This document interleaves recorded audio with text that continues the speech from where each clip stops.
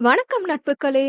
சிந்தையில் செதுக்கப்பட்ட கதைகளை உங்களின் செவி வழியே செலுத்தும் முயற்சியினூடே செழிலி ஆடியோ நாவல்ஸுக்கு உங்களை வரவேற்பது உங்கள் செழிலி. இன்னைக்கு நாம கேட்க போற கதை மௌனமாய் எரிகிறேன் காதலிலே. கதையின் குரலாய் நான் உங்கள் காமாட்சி. இந்த கதை உங்களுக்கு பிடிச்சிருந்தா லைக் பண்ணுங்க, ஷேர் பண்ணுங்க. கதைய பத்தின கருத்துக்களை மறக்காம கமெண்ட் பண்ணிடுங்க. எங்க சேனலை சப்ஸ்கிரைப் பண்ணிட்டு பக்கத்துல இருக்க பெல் ஐக்கான தட்டி விடுங்க. அப்பதான் நாங்க போடுற கதைகள் உங்களுக்கு உடனுக்குடனே கிடைக்கும். வாங்க கதைக்குள்ள போகலாம். மௌனம் 29. இவ்வாறு ஆயுஷ் கூறிக்கொண்டிருந்த நேரம் அவனின் அலைபேசிக்கு ஏதோ அழைப்பு வர, ஒரு நிமிஷம் என கூறிக்கொண்டு அவனின் அறைக்குள் சென்றான். இங்கே வள்ளினாவும் மலரும் ஒவ்வொரு மனநிலையில் இருந்தனர். அப்ப கஞ்சா தொழில் பண்றவங்க கிட்டதான் நான் வளர்ந்தனா? என் மாமா கஞ்சா தொழில் தான் பண்றாரா? என் மாமா தான் இவர்கிட்ட என்ன கொண்டு வந்து சேர்த்தாரா? அப்ப சார் மேல எந்த தப்பும் இல்லையா? என்ன பத்தின உண்மைய கூட இத்தனை நாளா நான் தெரிஞ்சுக்காம இருந்திருக்கேனே என தன்னைத்தானே கேள்வி கேட்டு அழுது கொண்டிருந்தாள் வள்ளினா. அப்ப என் தீரா அவரோட அம்மாவை கொலை செய்யலதானே? கடவுளே, எனக்கு இது போதும். நான் நினைச்சது வீண் போகல. அவர் அப்பாதான் எல்லாத்துக்கும் காரணமா? ஆனா இந்த ஆயுஷ் அப்பான்னு சொன்னது யார? அவர் சொல்ற சித்தி நம்ம தீராவோட அம்மா தானே? அவர் அப்பாவும் இவர் அப்பாவும் ஒரே ஆளா? தீராவோட அம்மாவை ஏன் கொல்லணும்? கடவுளே, ஒண்ணுமே புரிய மாட்டேங்குதே.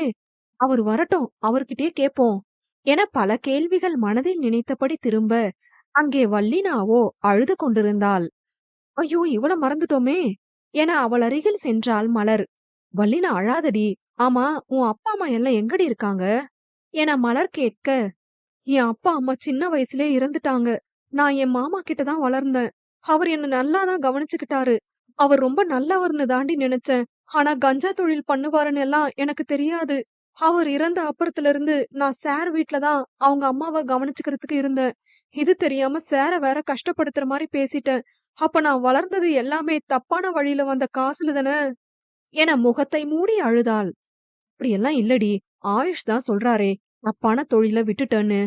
சொன்னாருதான். அப்ப இப்ப எதுக்கு கஞ்சா செடி வளர்க்கணும்? கஞ்சா வளர்க்கறதே தப்பு தானடி. அதுதாண்டி நானும் யோசிக்கிறேன் என இவர்கள் பேசிக் கொண்டிருக்க ஆயுஷ் வந்து சேர்ந்தான். சில நிமிடங்கள் அங்கு அமைதி நிலவியது. தப்பான தொழில்னு தெரிஞ்சு விட்டுட்டீங்கன்னு சொன்னீங்க. அப்ப எதுக்கு இப்ப கஞ்சா வளர்க்கணும் என வள்ளினா கேட்டாள் அவனிடம். அவனோ அவள் கேள்வியில் சிரித்தான். தப்பான முறையில நான் ஒரு நல்ல விஷயம் பண்றேன் என அவன் கூற இருவரும் புரியாமல் முழித்தனர். தப்பான முறையில நல்ல விஷயமா? புரியல என மலர் கேட்டாள். ஆமா, நான் கஞ்சா பிசினஸ் விட்டு ஒரு 2 வருஷம் நிம்மதியா நேர்மையா தான் இருந்தேன். அப்ப நான் புதுசா ஏதாவது கண்டுபிடிக்கணும்னு எனக்கு ஒரு ஆர்வம் இருந்துச்சு. அந்த நேரம் கேன்சர் நிறைய பேருக்கு இருக்குதுன்னு நான் கேள்விப்பட்டேன். இப்போ கேன்சரை குணப்படுத்துற மாதிரி ஏதாவது கண்டுபிடிக்கணும்னு எனக்கு தோணுச்சு. அப்படி அத பத்தி நான் ஆராய்ச்சி செஞ்சேன் கொஞ்ச நாள். அப்பதான் தெரிய வந்தது இந்த செடி பத்தி. ஆக்சுவலி இது கஞ்சா செடி கிடையாது.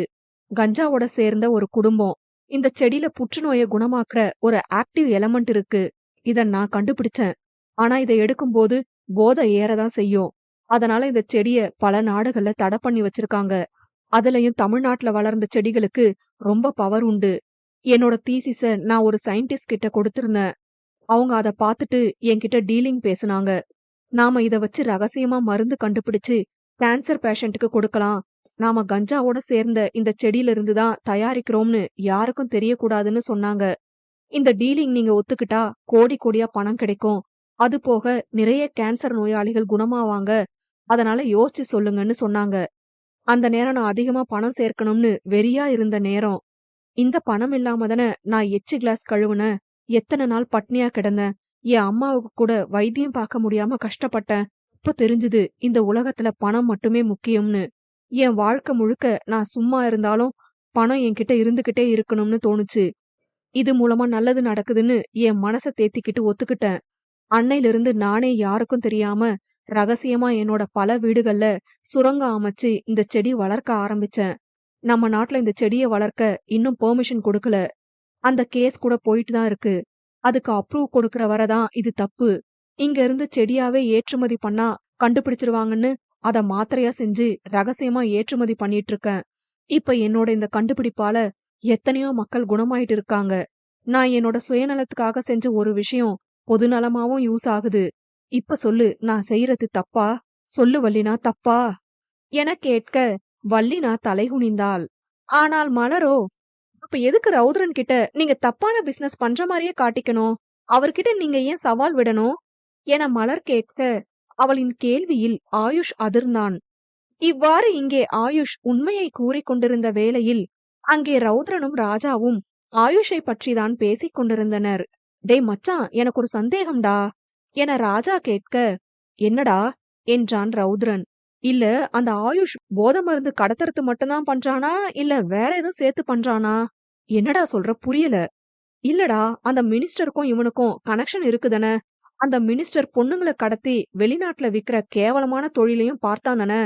இப்ப ஆயுஷுக்கு ஏன் இதுலயும் சம்பந்தம் இருக்க கூடாது என ராஜா கேட்க, ரவுத்ரனின் புருவம் ஒரு நிமிடம் யோசனையில் சுருங்கி பின் மீண்டும் சகஜமாகியது.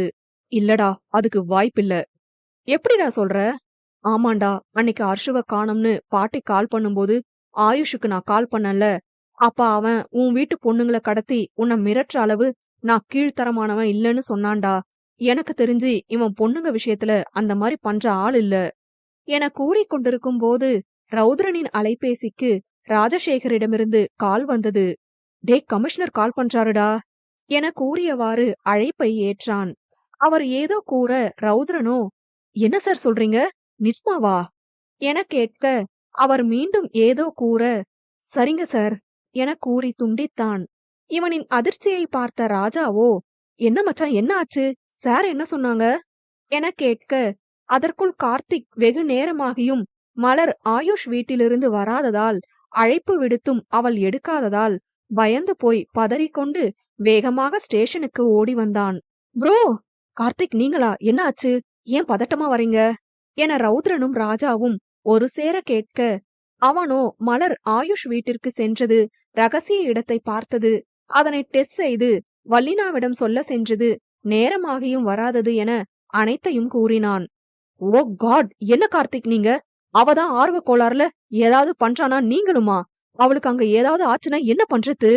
முதல்லயே என்கிட்ட சொல்லியிருந்தா நானே இதெல்லாம் கவனிச்சிருப்பேனே என கவலையும் ஆதங்கமும் ஒரு சேர கத்தினான் ரவுத்ரன். என்ன மன்னிச்சிருங்க ப்ரோ, நான் சொல்லியும் அவ கேக்கல. என்கிட்ட அந்த ஆயுஷ் வீட்டோட அட்ரஸ் இருக்கு, வாங்க போலாம். ஆமா மச்சான், இப்ப இது கவலைப்படுற நேரம் இல்ல, சீக்கிரம் போவோம் என மூவரும் கிளம்பினர். செல்லும் வழியில், கடவுளே, என் நிதிக்கு ஏதும் ஆகக்கூடாது. பொண்ணுங்க விஷயத்துல அந்த ஆயுஷ் நல்லவனாவே இருந்தாலும் அவனை பத்தின உண்மையை கண்டுபிடிச்சிட்டாங்கிற கோவத்துல ஏதாவது பண்ணிட்டா என்ன பண்ண? ஏண்டி நீ இப்படி பண்ற? நான் எவ்வளவுதான் உன்னை வேணாம்னு சொன்னாலும் நீ எனக்காக எது மூலமாவோ உதவி பண்ணிட்டே தான் இருக்க. உன் உயிரை பத்தி கூட கவலைப்பட மாட்டேங்கிற. அந்த அளவுக்கு ஏண்டி என்ன காதலிக்கிற என மனதினுள் புலம்பியபடி காரை செலுத்தினான். கடவுளே, தங்கச்சிக்கு ஏதும் ஆகக்கூடாது என ராஜாவும், ச்ச, என்னாலதான் எல்லாம். அவ சொல்லும் போதே வேணாம்னு நான் தடுத்திருக்கணும். கடவுளே, அவளுக்கு எதுவும் ஆகக்கூடாது என கார்த்திக்கும் மனதினுள் வேண்டியபடி வந்தனர்.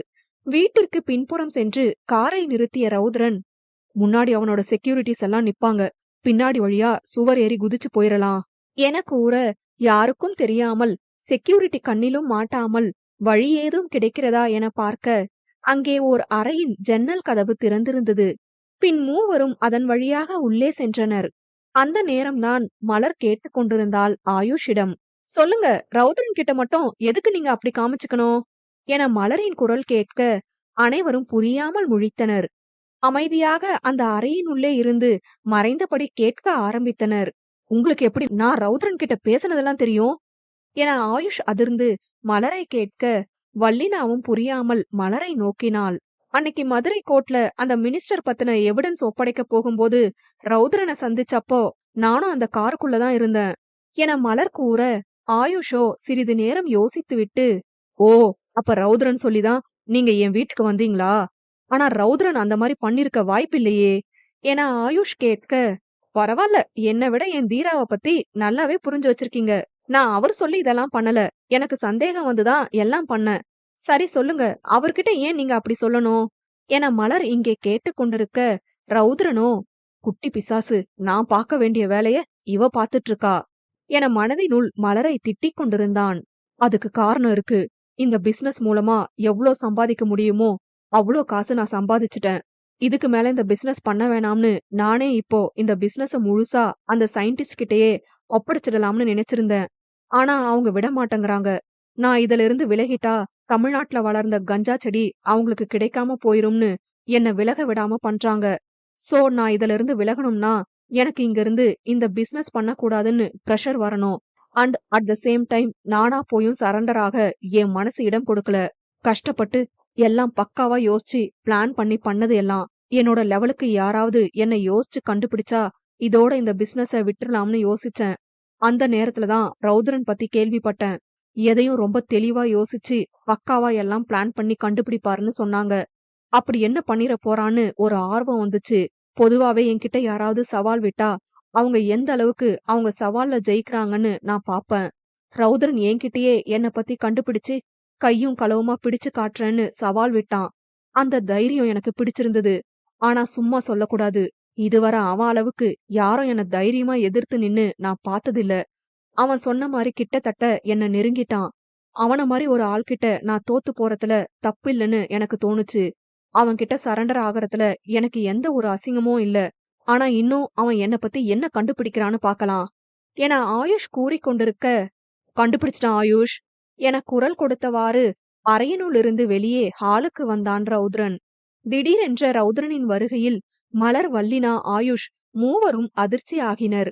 ரௌத்ரன், நீ எப்படி இங்க என ஆயுஷ் அதிர்ச்சியாக கேட்க, அதுவா, வீட்லயே கஞ்சா செடி வளர்க்குறீங்கன்னு நியூஸ் வந்துச்சு. அதான் கொஞ்சம் வாங்கிட்டு போலாமேன்னு வந்தேன். பரவாயில்ல ஆயுஷ், என்ன பத்தி ரொம்ப பெருமையா சொல்லிட்டு இருந்தீங்க. என் கையால அரெஸ்ட் ஆகி ஜெயிலுக்கு போறதுல அவ்ளோ ஆர்வமா?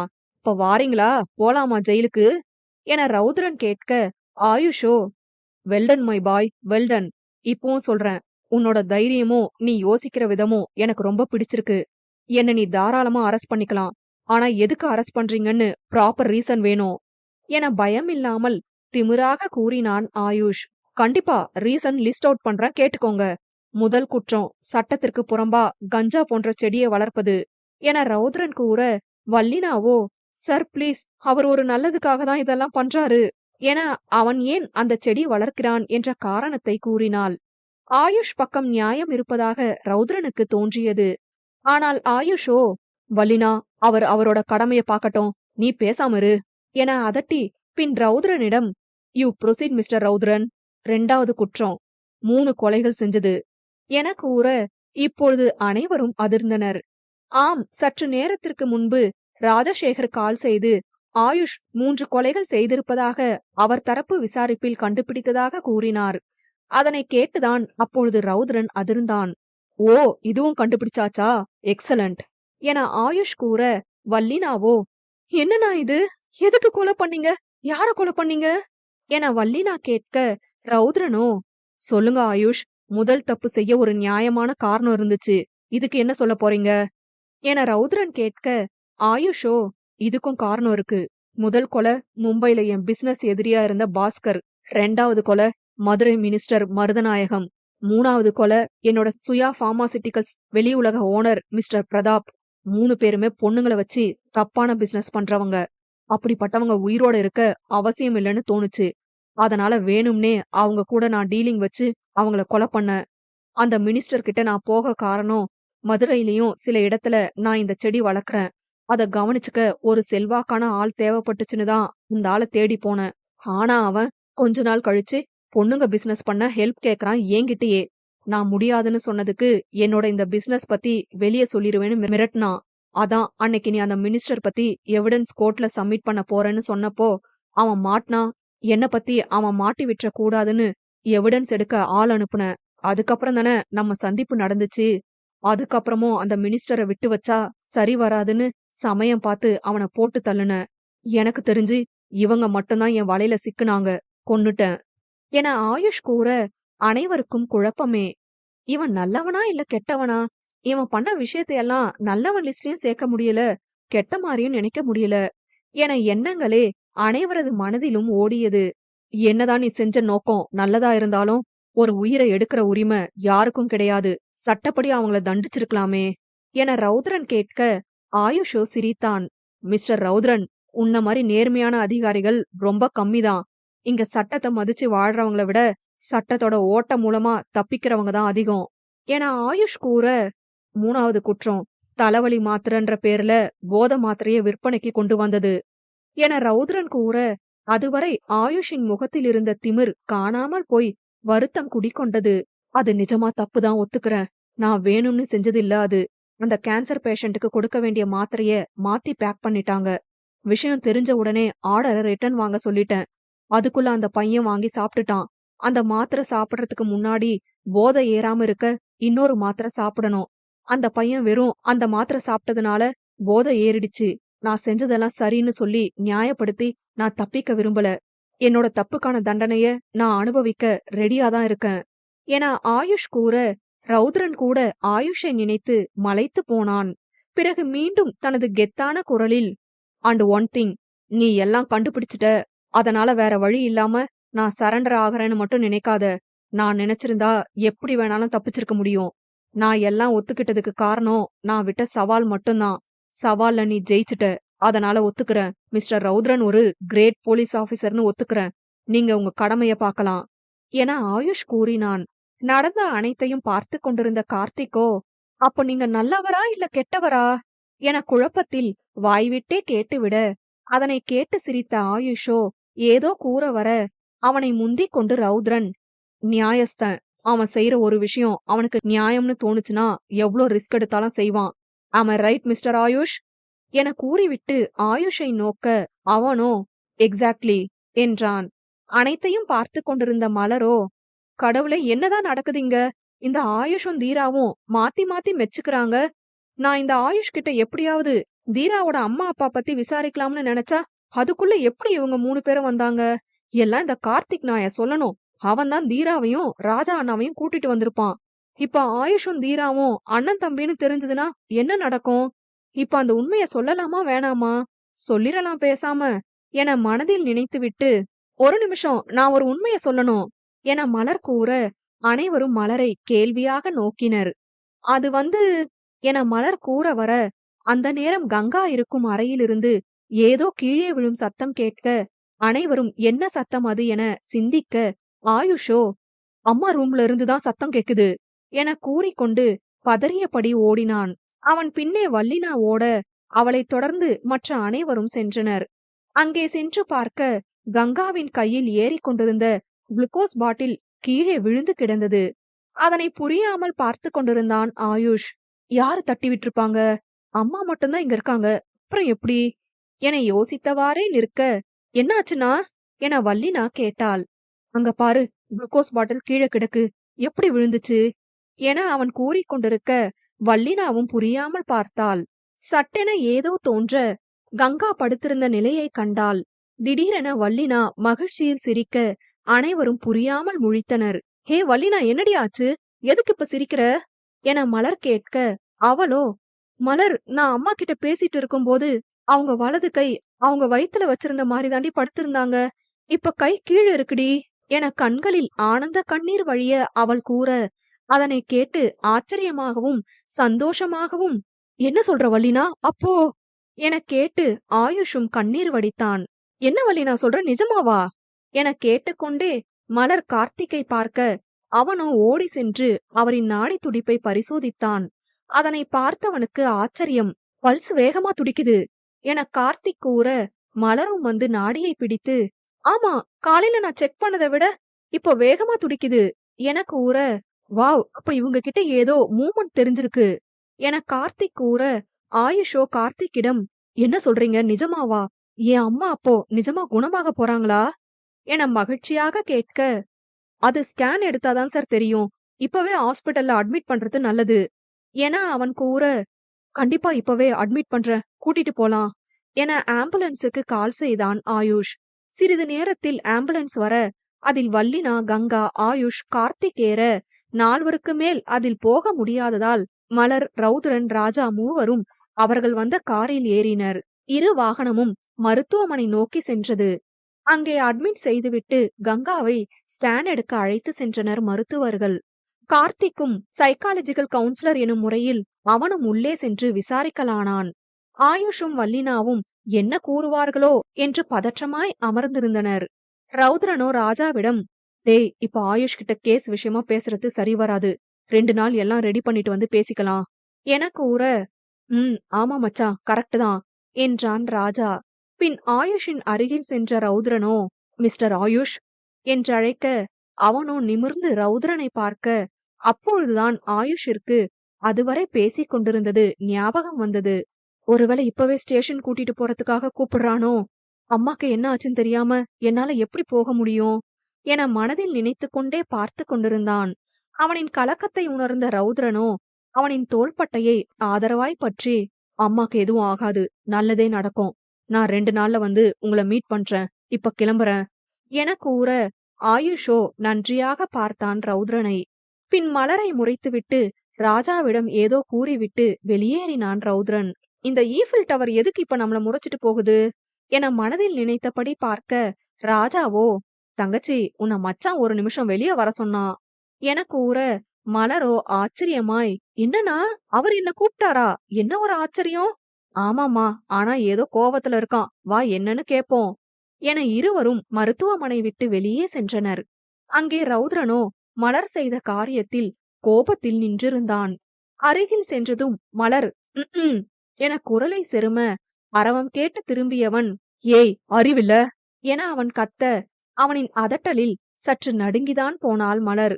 டேய், இப்ப எதுக்கு அவளை திட்டுற என ராஜா கேட்க, டேய் நீ சும்மா இரு என கூறிவிட்டு மீண்டும் மலர் பக்கம் திரும்பியவன், அதற்குள் சற்று நிதானித்தவள், இப்ப எதுக்கு இந்த ஈஃபில் டவர் நம்மளை இப்படி திட்டுது என புரியாமல் பார்த்தாள்.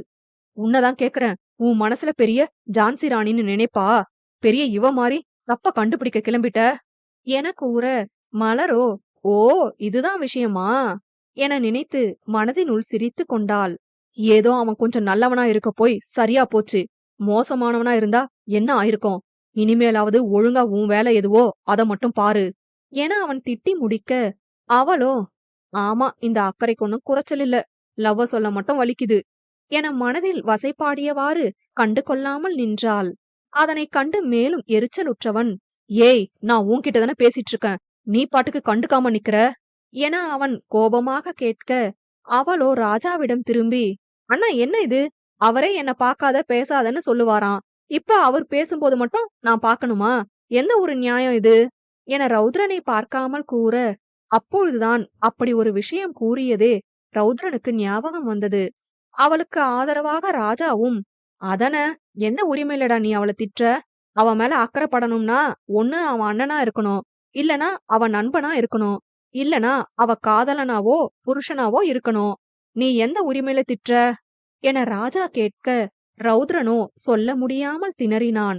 அப்படி சொல்லுங்கண்ணா, அவர் எனக்கு யாருன்னு முதல்ல சொல்லிட்டு அப்புறம் திட்ட சொல்லுங்க என அவள் கேட்க, அவள் வார்த்தைகளால், அவன்தான் அப்படி கேக்குறானா, நீயுமா நிதி என மனதினுள் நினைத்து பாவமாக பார்க்க, அதனை அறிந்தவளோ, இப்ப நான் சொன்ன வார்த்தையால நீங்க கஷ்டப்படுவீங்கன்னு எனக்கும் தெரியும் தீரா, அப்படியாவது உணர்ச்சி வசப்பட்டு உங்க மனசுல உள்ள காதல வெளிப்படுத்துவீங்களான்னு ஒரு நப்பாசைதான் என நினைத்து மனதினுள் மருகினாள் மலர். பின் ஏதோ யோசித்தவனாக மனதினுள், சாரி நிதி என நினைத்துவிட்டு, நீங்க சொல்றது சரிதான், இவங்க மேல அக்கறைப்பட நான் யாரு? தெரிஞ்ச பொண்ணாச்சே, அவங்க வீட்டுக்கு ஒரே பொண்ணு, அதான் ஒரு மனிதாபிமானத்துல திட்டிட்டேன், என்ன மன்னிச்சிருங்க என கூறியபடி காரில் சென்று அமர்ந்தான். அவன் கூறிய வார்த்தையில் மலரின் கண்களில் கண்ணீர் வழிந்தது. ஏன் தீரா அப்படி சொன்னீங்க? என் மேல உள்ள காதல்னால வந்த அக்கறைய யாருக்கோ செய்யற மாதிரி மனிதாபிமானம்னு சொல்றீங்க என கண்கலங்க வெறித்து கொண்டிருந்தாள். அவளின் கண்ணீரை கண்ட ராஜாவோ, மலர் நீ அழாதமா, அவனை பத்திதான் உனக்கு தெரியுமே, என்ன பேசுறோம்னு யோசிக்காம பேசிட்டு போறாமா என அவன் சமாதானம் கூற, அவளோ, இல்லனா அவர் யோசிச்சுதான் அப்படி பேசிட்டு போறாரு, இப்படி பேசினா மட்டும் அவரை வெறுத்துருவேன்னு நினைச்சு சொல்லிட்டு போறாரு, அவர் சொல்லிதான் அவர் மனசு எனக்கு தெரியணும்னு இல்ல, பாத்துக்கலாம் என கூறிவிட்டு அவள் உள்ளே சென்று விட்டாள். காரில் ஏறிய ராஜாவோ, டேய் அந்த பிள்ளைய கஷ்டப்படுத்துறதே உனக்கு வேலையா போச்சுடா, கார்த்திக் வந்து சொன்னதும் நீ எவ்வளவு பதட்டப்பட்டன்னு நானும் கவனிக்கதான் செஞ்சேன், அதையும் மனிதாபிமானம்னு சொல்லுவியோ நீ என ராஜா கேட்க, ரௌத்ரனோ, நான் எதை பத்தியும் யார பத்தியும் பேச விரும்பல என கூறிவிட்டு காரை கிளப்பினான். உள்ளே சென்ற மலரோ ஆயுஷ் மற்றும் வல்லினாவுடன் காத்திருந்தாள். சிறிது நேரத்தில் கார்த்திக் வெளியே வந்து டாக்டர் அழைப்பதாக கூறி உள்ளே அழைத்து சென்றான் மூவரையும். டீன் பேசினார். பேஷண்டோட க்ளோஸ் ரிலேஷன் யாரு என அவர் கேட்க, நான் தான் டாக்டர், ஐ எம் ஆயுஷ், என் அம்மா தான் அவங்க. இப்ப எப்படி இருக்காங்க? ஏதாவது இம்ப்ரூவ்மெண்ட் தெரியுதா? எஸ் மிஸ்டர் ஆயுஷ், ரொம்ப நல்ல இம்ப்ரூவ்மெண்ட் தெரியுது. இன்னைக்கு அவங்க உடம்புல அசைவு வந்திருக்கு. கொஞ்சம் கொஞ்சமா அவங்க பிரெயினுக்கு சிக்னல் பாஸ் ஆகுது.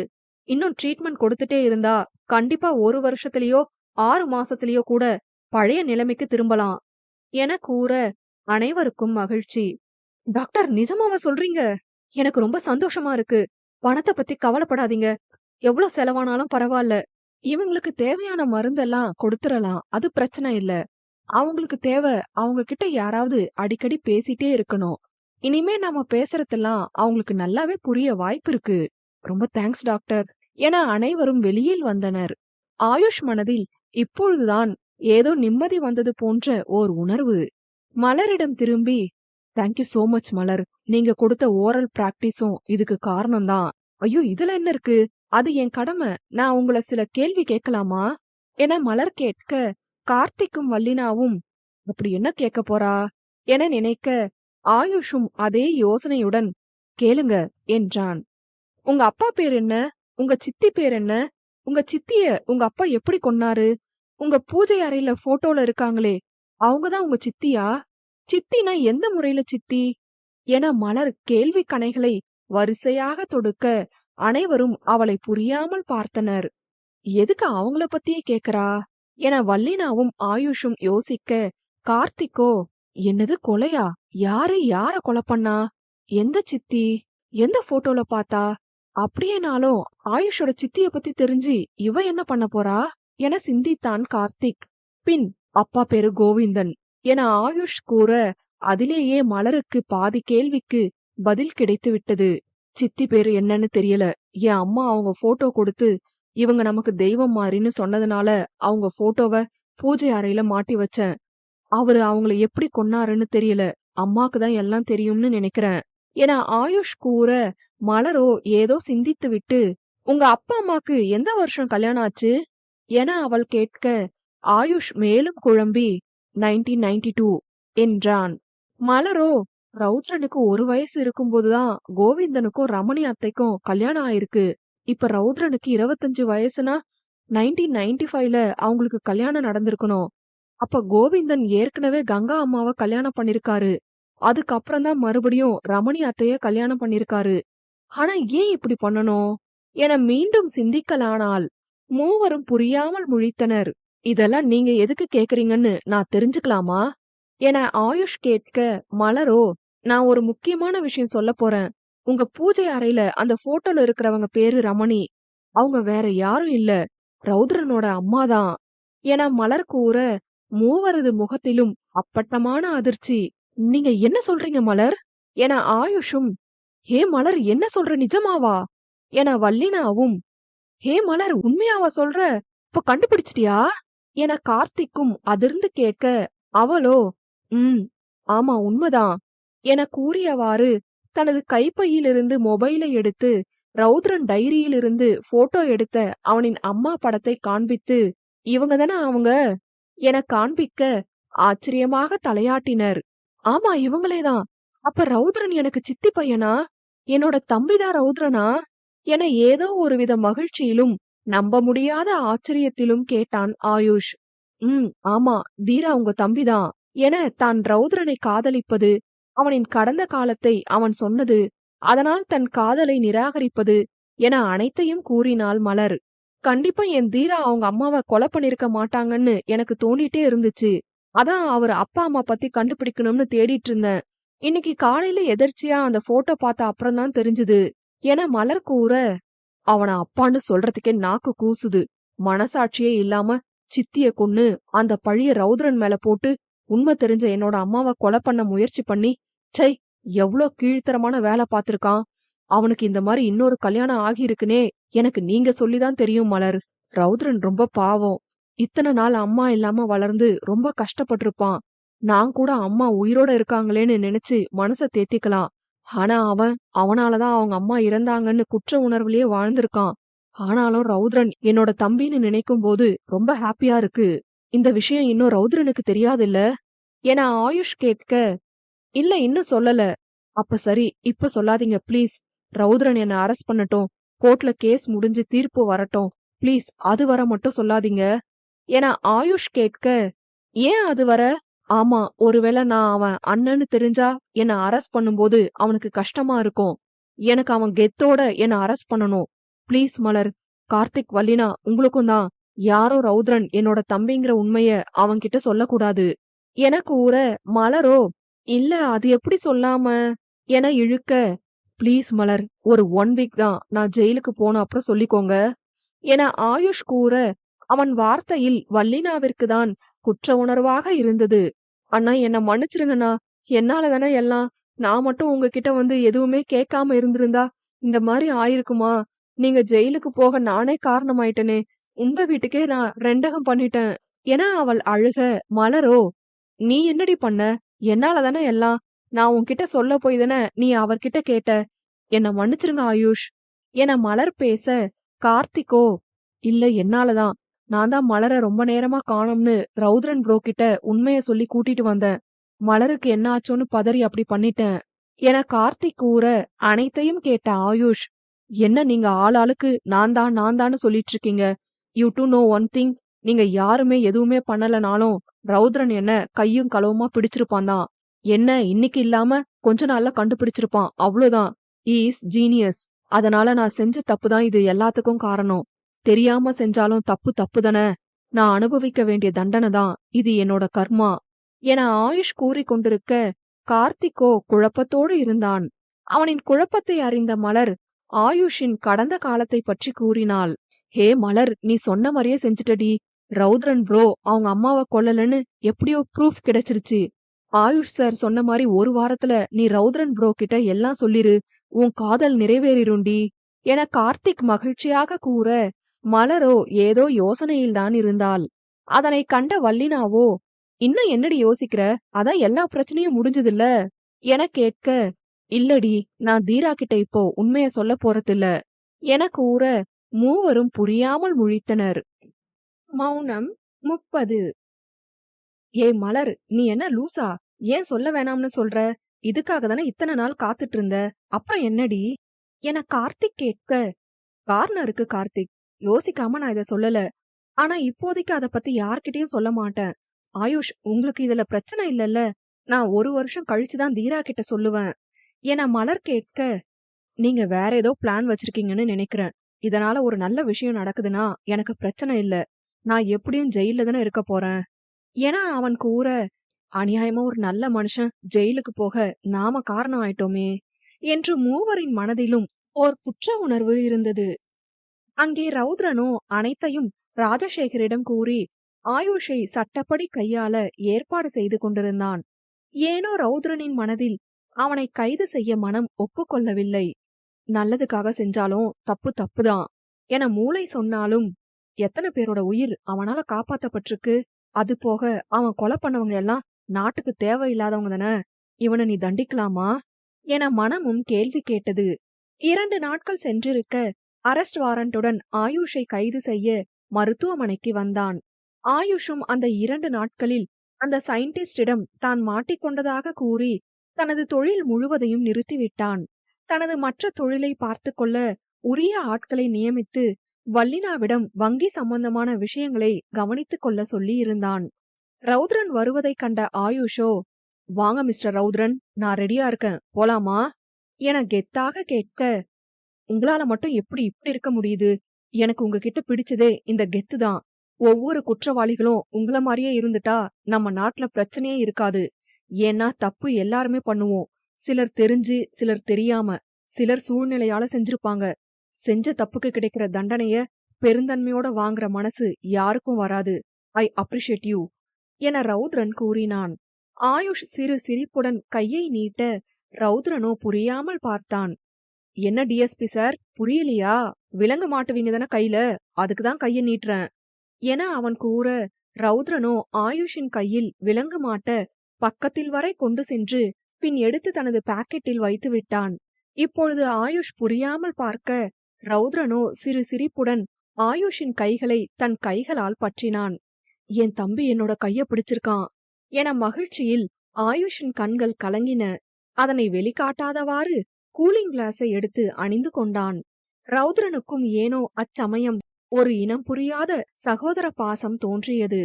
ரொம்ப நன்றி ரௌத்ரன்.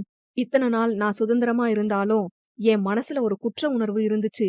தப்பு பண்ணிதானே சம்பாதிக்கிறேன்னு இன்னைக்கு கொஞ்சம் குறைஞ்ச மாதிரி தோணுது. இன்னும் கொஞ்ச நாள்ல முழுசா காணாம போயிரும். இதெல்லாம் உன்னாலதான். நீ மட்டும் என்ன பத்தி கண்டுபிடிக்காம இருந்திருந்தா இன்னும் என்ன கண்டுபிடிக்கிற அளவுக்கு யாரும் வரலன்னு எத்தனை நாளுக்கு இந்த தப்ப செஞ்சிருப்பேனோ. தேங்க்ஸ் அ லாட் என கூறி ரௌத்ரனை அணைத்து கொண்டான். நடப்பதையெல்லாம் பார்த்து கொண்டிருந்த வல்லினா, கார்த்திக், மலர், ராஜா நால்வருக்கும் ஆச்சரியம்தான். இவ்வாறு கூட நடக்குமா என்று. பின் ஆயுஷ் ஒரு நிமிஷம் என கூறி தன் தாயின் அறைக்கு சென்றான். அம்மா, உங்க பையன் செஞ்ச தப்புக்கான தண்டனையை அனுபவிக்க போறேன். எப்ப திரும்ப வருவேன்னு எனக்கே தெரியல. 3 கொலை, அது போக இல்லீகல் பிசினஸ், எப்படியும் 10 வருஷமாவது கண்டிப்பா தண்டனை கிடைக்கும். ஆனா வரும்போது நிம்மதியான மனுஷனா வருவேன். இப்போதைக்கு எனக்கு இருக்கிற கவலை நீங்க மட்டும்தாம்மா. எப்படியாவது நான் வர்றதுக்குள்ளேயாவது உங்களுக்கு நினைவு திரும்பிடணும் என பேசிவிட்டு வெளியே வந்தான். மலரோ, கவலைப்படாதீங்க, அம்மாவை நானும் வல்லினாவும் பாத்துக்கிறோம் என கூற லேசாக புன்னகைத்தான் ஆயுஷ். பிறகு ரௌத்ரன் ஆயுஷை ஸ்டேஷன் அழைத்து சென்றான். மறுநாள் உச்ச நீதிமன்றத்தில் இருந்து ஓர் அறிக்கை வெளியானது. கென்னபிஸ் இண்டிகா என்னும் தாவரத்தில் பல வகை மருத்துவ பயன்கள் இருக்கும் பட்சத்தில் அது கஞ்சாவோடு சேர்ந்த தாவரம் என்பதினால் அதற்கு இந்தியாவில் தடை விதிக்கப்பட்டிருந்தது. மருத்துவ பயன்பாட்டின் தேவை அதிகமாயிருப்பதால் அந்த ஒரு குறிப்பிட்ட தாவரத்திற்கு மட்டும் உச்ச நீதிமன்றம் விதிவிலக்கு அளித்துள்ளது. உரிய அனுமதியுடன் மருத்துவ பயன்பாடுகளுக்காக மட்டும் அந்த தாவரத்தை இனி வளர்க்கலாம் என அறிக்கை வந்தது. ராஜா முதலில் இதனை கேள்விப்பட்டு ரௌத்ரனிடம் கூறினான். டேய், என்ன சொல்ற, நிஜமாவா என ரௌத்ரன் மகிழ்ச்சியாக கேட்டான். ஆமா மச்சான், இந்த ஆயுஷுக்கு எங்கேயோ பெரிய சைஸ்ல மச்சம் இருக்கும் போல. அதிர்ஷ்டம்னா இதுதான்டா என ராஜா கூற, இது அதிர்ஷ்டம் இல்லடா, ஆயுஷோட நல்ல மனசு, அவன் செஞ்ச நல்லதுக்கான பலன். டேய், அப்ப இவர் மேல அந்த கம்ப்ளைண்ட் கொடுக்க முடியாதுல்ல, எஃப்ஐஆர மாத்தி எழுதணும்டா என்க. ரௌத்ரனோ, இல்லடா, கோர்ட்ல நம்ம சப்மிட் பண்ணுவோம், அதோட சேர்த்து இந்த அறிக்கையும் அதுல வச்சிருவோம், அவங்க பாத்துப்பாங்க என கூற ராஜாவுக்கும் அதுவே சரியென பட்டது. மறுநாள் ஆயுஷை நீதிமன்றத்திற்கு அழைத்து சென்றனர். ரௌத்ரனோ ஆயுஷிடம், ஆயுஷ், நீங்க எனக்கு ஒரு உதவி பண்ணணும் என கேட்க, ஆயுஷோ ரௌத்ரனை கேள்வியாய் நோக்கினான். சொல்லுங்க ரௌத்ரன். அது கோர்ட்ல ஜட்ஜ் என்ன சொன்னாலும் நீங்க மறுத்து பேசக்கூடாது என அவன் கூற மேலும் குழம்பினான் ஆயுஷ். என்ன சொல்றீங்க ரௌத்ரன்? நானே செஞ்ச தப்புக்கு தண்டனை அனுபவிக்கணும்னு தான் வந்திருக்கேன். அங்க நான் ஏன் மறுத்து பேச போறேன் என கேட்க, அது தெரியும், பட் இது ஒரு காரணத்துக்காக தான். ப்ளீஸ் மறுத்து பேச மாட்டீங்க தானே என கேட்க, ஆயுஷும் சிந்தித்தவாறே சரி என்றான். சத்தியமா என ரௌத்ரன் மீண்டும் நம்பாமல் கேட்க, ஆயுஷிற்கோ குழப்பம் அதிகரித்து கொண்டே போனது. பின் அவன் கேட்கிறான் என்று, என் அம்மா மேல சத்தியமா, கோர்ட்ல ஜட்ஜ் என்ன சொன்னாலும் மறுத்து பேச மாட்டேன் என கூற ரௌத்ரனோ அவனை உள்ளே அழைத்து சென்றான். மலர், வல்லினா, கார்த்திக் மூவரும் பார்வையாளர் இருக்கையில் அமர்ந்திருக்க, ரௌத்ரனும் ராஜாவும் குற்றவாளி கூண்டிற்கு எதிரே சற்று தள்ளி நின்றிருந்தனர். விசாரணையும் ஆரம்பமானது. தவாலி, ஆயுஷ், ஆயுஷ், ஆயுஷ் என்று அழைக்க, ஆயுஷ் குற்றவாளி கூண்டில் நிற்க வைக்கப்பட்டான். சத்திய பிரமாணம் எல்லாம் வாங்கியவுடன் நீதிபதி பேச ஆரம்பித்தார். குற்றவாளி கூண்டில் நிற்க வைக்கப்பட்டிருக்கும் ஆயுஷ் என்பவர் சட்டத்திற்கு புறம்பாக கென்னபிஸ் இண்டிகா எனும் செடியை வளர்த்து அதன் மூலம் கேன்சர் நோயை குணப்படுத்தும் மாத்திரைகளை தயார் செய்து வெளிநாடுகளுக்கு ஏற்றுமதி செய்ததாகவும், தனது சுயா பார்மாசிட்டிகல்ஸ் நிறுவனம் மூலம் தயாரிக்கும் தலைவலி மாத்திரை கவரில் அதற்கு பதிலாக அந்த கேன்சர் நோய்க்கான மாத்திரையை தவறுதலாக மாற்றி வைத்ததாகவும், அதனால் ஓர் இளைஞன் பாதிக்கப்பட்டதாகவும் குற்றம் சாட்டப்பட்டுள்ளார். இக்குற்றங்களையெல்லாம் நீங்கள் செய்து கொண்டதாக ஒப்புக்கொள்கிறீர்களா என நீதிபதி கேட்க, எஸ் யுவர் ஆனர், இந்த குற்றம் எல்லாம் நான் தான் செஞ்சேன். குற்றம் என தெரிந்தும் தாங்கள் செய்ததன் காரணம்? நான் செய்யற ஒரு தப்புனால நிறைய உயிர் காப்பாத்தப்படுது, அது கூட சேர்ந்து பணமும் வருது. அதனால என் மனசாட்சிக்கு இது தப்பா தெரியல, அதனால செஞ்சேன். தலைவலி மாத்திரைக்கு பதிலா அந்த மாத்திரை மாத்தி பேக் செஞ்சது நிஜமா தெரியாம செஞ்ச தப்பு. அதுக்கு நான் மன்னிப்பு கேட்டுக்கிறேன் அதுக்காக நீங்க நஷ்ட ஈடு கொடுக்க சொன்னாலும் சரி, தண்டனை கொடுத்தாலும் சரி, நான் ஏத்துக்க தயாரா இருக்கேன் என கூற, அதனை கேட்ட நீதிபதியே ஏதோ யோசித்துவிட்டு ஏதோ எழுதினார். பின் இன்று உச்சநீதிமன்றம் ஒரு அறிக்கையை வெளியிட்டது. அதை இங்கு கூற அவசியப்படுகிறேன். கென்னபிஸ் இண்டிகா என்னும் தாவரத்தில் பல வகை மருத்துவ பயன்கள் இருக்கும் பட்சத்தில் அது கஞ்சாவோடு சேர்ந்த தாவரம் என்பதினால் அதற்கு இந்தியாவில் தடை விதிக்கப்பட்டிருந்தது. மருத்துவ பயன்பாட்டின் தேவை அதிகமாயிருப்பதால் அந்த ஒரு குறிப்பிட்ட தாவரத்திற்கு மட்டும் உச்சநீதிமன்றம் விதிவிலக்கு அளித்துள்ளது.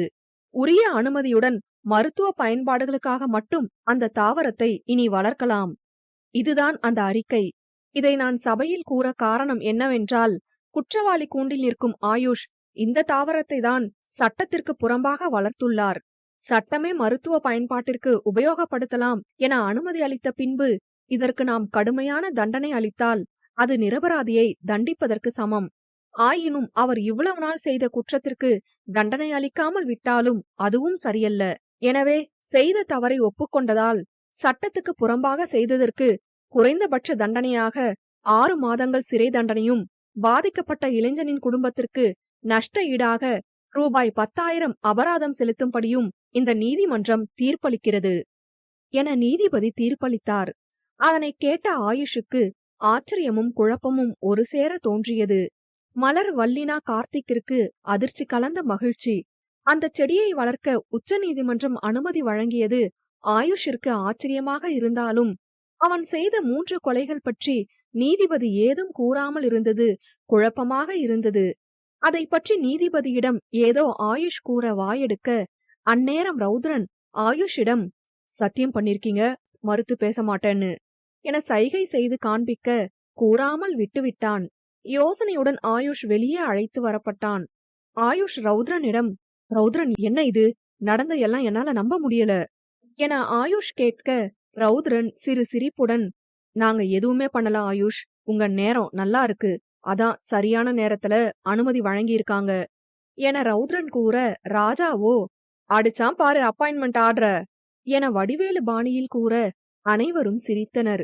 ஆயினும் ஆயுஷ், அப்ப நான் பண்ண 3 கொலை என கேள்வியாய் நோக்க, ஐயோ மெதுவா பேசுங்க ஆயுஷ், நீங்க எங்களை மாட்டி விட்டுருவீங்க போலயே என ராஜா கூற, ரௌத்ரனோ, அந்த விஷயத்த பொறுத்தவரை நீங்க செஞ்சது நியாயம்தான், இத நான் சொல்லல, எங்க கமிஷனரே சொன்னாங்க. அந்த கொலைக்கு எப்படியும் எந்த எவிடன்ஸும் இல்ல, அத நிரூபிச்சாதான் தண்டனை கொடுப்பாங்க, கேஸ் இழுத்துட்டே போவாங்க. பொண்ணுங்க விஷயத்துல தப்பான தொழில் பண்ணவங்கள தானே கொண்டு இருக்கான், நியாயப்படி நம்ம செய்ய வேண்டிய வேலைய அவன் பார்த்திருக்கான், அதனால இத எஃப்ஐஆர்ல எழுத வேணாம்னு சொல்லிட்டாங்க, கவலைப்படாதீங்க ஆயுஷ் என ரௌத்ரன் கூற, ரௌத்ரன் உங்களுக்கு தான் நன்றி சொல்லணும்.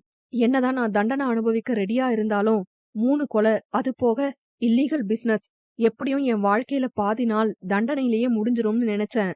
உங்களாலதான் இந்த குறைஞ்சபட்ச தண்டனை. ரொம்ப தேங்க்ஸ் ரௌத்ரன். இல்ல ஆயுஷ், நான் மறுபடியும் சொல்றேன், நான் எதுவுமே செய்யல, எல்லாமே நீங்க செஞ்சதுக்கான பலன்தான். குற்றத்தை ஒத்துக்கிட்டு எங்களுக்கு ஒத்துழைச்சதுக்கு நாங்க தான் நன்றி சொல்லணும் என ரௌத்ரன் கூறி அவனை அணைத்து கொண்டான். என்னதான் குறைந்த தண்டனையாக இருந்தாலும் கூட ஆயுஷ் சிறை செல்வது அனைவருக்கும் கஷ்டமாகத்தான் இருந்தது. இப்ப எதுக்கு எல்லாருக்கும் முகம் இப்படி போகுது, நானே சந்தோஷமா இருக்கேன், சிரிச்சுட்டே வழி அனுப்புங்கப்பா என கூற, பிறகு முயன்று சிரித்து விடை பெற்றனர். ஆயுஷ் சிறைச்சாலைக்கு அழைத்து செல்லப்பட்டான். பிறகு அனைவரும் அவரவர் வீட்டிற்கு சென்றனர். மறுநாள் ராஜா ஸ்டேஷனில் சில கோப்புகளை ஆராய்ந்து கொண்டிருக்க, பொழுது அவனின் ஹனி அழைத்தாள். அதனை பார்த்தவன், அச்சச்சோ, அணிகிட்ட பேசி கிட்டத்தட்ட 3 நாள் ஆகுது, போச்சு செத்தோம் என மனதில் பீதியாக அட்டன் செய்து தயங்கியவாறே, அனிமா என இழுக்க, என்ன இன்ஸ்பெக்டர் சார், என் பேரு ஹனி, 1.5 வருஷமா உங்க காதலியா உங்க மனசுல வேலை பாக்குறேன், என்ன ஞாபகம் இருக்கா என கேட்க, அச்சச்சோ பேபிமா, சாரிடா, ஒரு முக்கிய என கூற வர அவனை தடுத்தவளோ, அட இருங்கப்பா, ஒரு நிமிஷம், நானே சொல்றேன், உங்களுக்கு முக்கியமான கேஸ் போயிட்டு இருந்துச்சு, அதனால பேச முடியல, அதன தெரியும். இல்ல, நான் உன்கிட்ட பேசாம இருந்திருக்க கூடாது, தப்புதான், சாரி அனிமா என அவன் மீண்டும் மன்னிப்பு வேண்ட, ஓ அப்படியா, ஆமா ஆமா தப்புதான், அப்ப தண்டனை கொடுத்துருவோமா, கொடுச்செல்லம், தாராளமா வாங்கிக்கிறேன், அப்ப லவ் யூ சொல்லுங்க என அவள் குறும்பாய் கேட்க, அடட, இந்த தண்டனை நல்லா இருக்கே, வெறும் லவ் யூ மட்டும் போதுமா இல்ல வேற எதுவும் என இவன் இழுக்க, அதில் பெண்ணவளோ சிவந்துதான் போனாள். அவள் பதில் கூறாமலே இருக்க, சிறு சிரிப்புடன், என்ன மேடம் பதிலே காணோம்? லவ் யூ மட்டும் போதுமா, இல்ல மிஸ் யூவும் வேணுமானுதான்ப்பா நான் கேட்க வந்தேன். நீ ரொம்ப இமேஜின் பண்ணிருப்ப போலயே என குறும்பாய் ராஜா கேட்க, ராஜ் உங்கள என அர்ஷு சினுங்க, அதனை ரசித்தவன், மத்த பொண்ணுங்க எல்லாம் ஒரு தடவை கால் பண்ணி எடுக்கலனா கூட சண்டை போட்டு ஈகோ பிரச்சனையாகி பிரேக்கப்ல கொண்டு வந்து நிறுத்திடுவாங்க. ஆனா நீ மட்டும் எப்படிடி என்னை இவ்ளோ புரிஞ்சு வச்சிருக்க?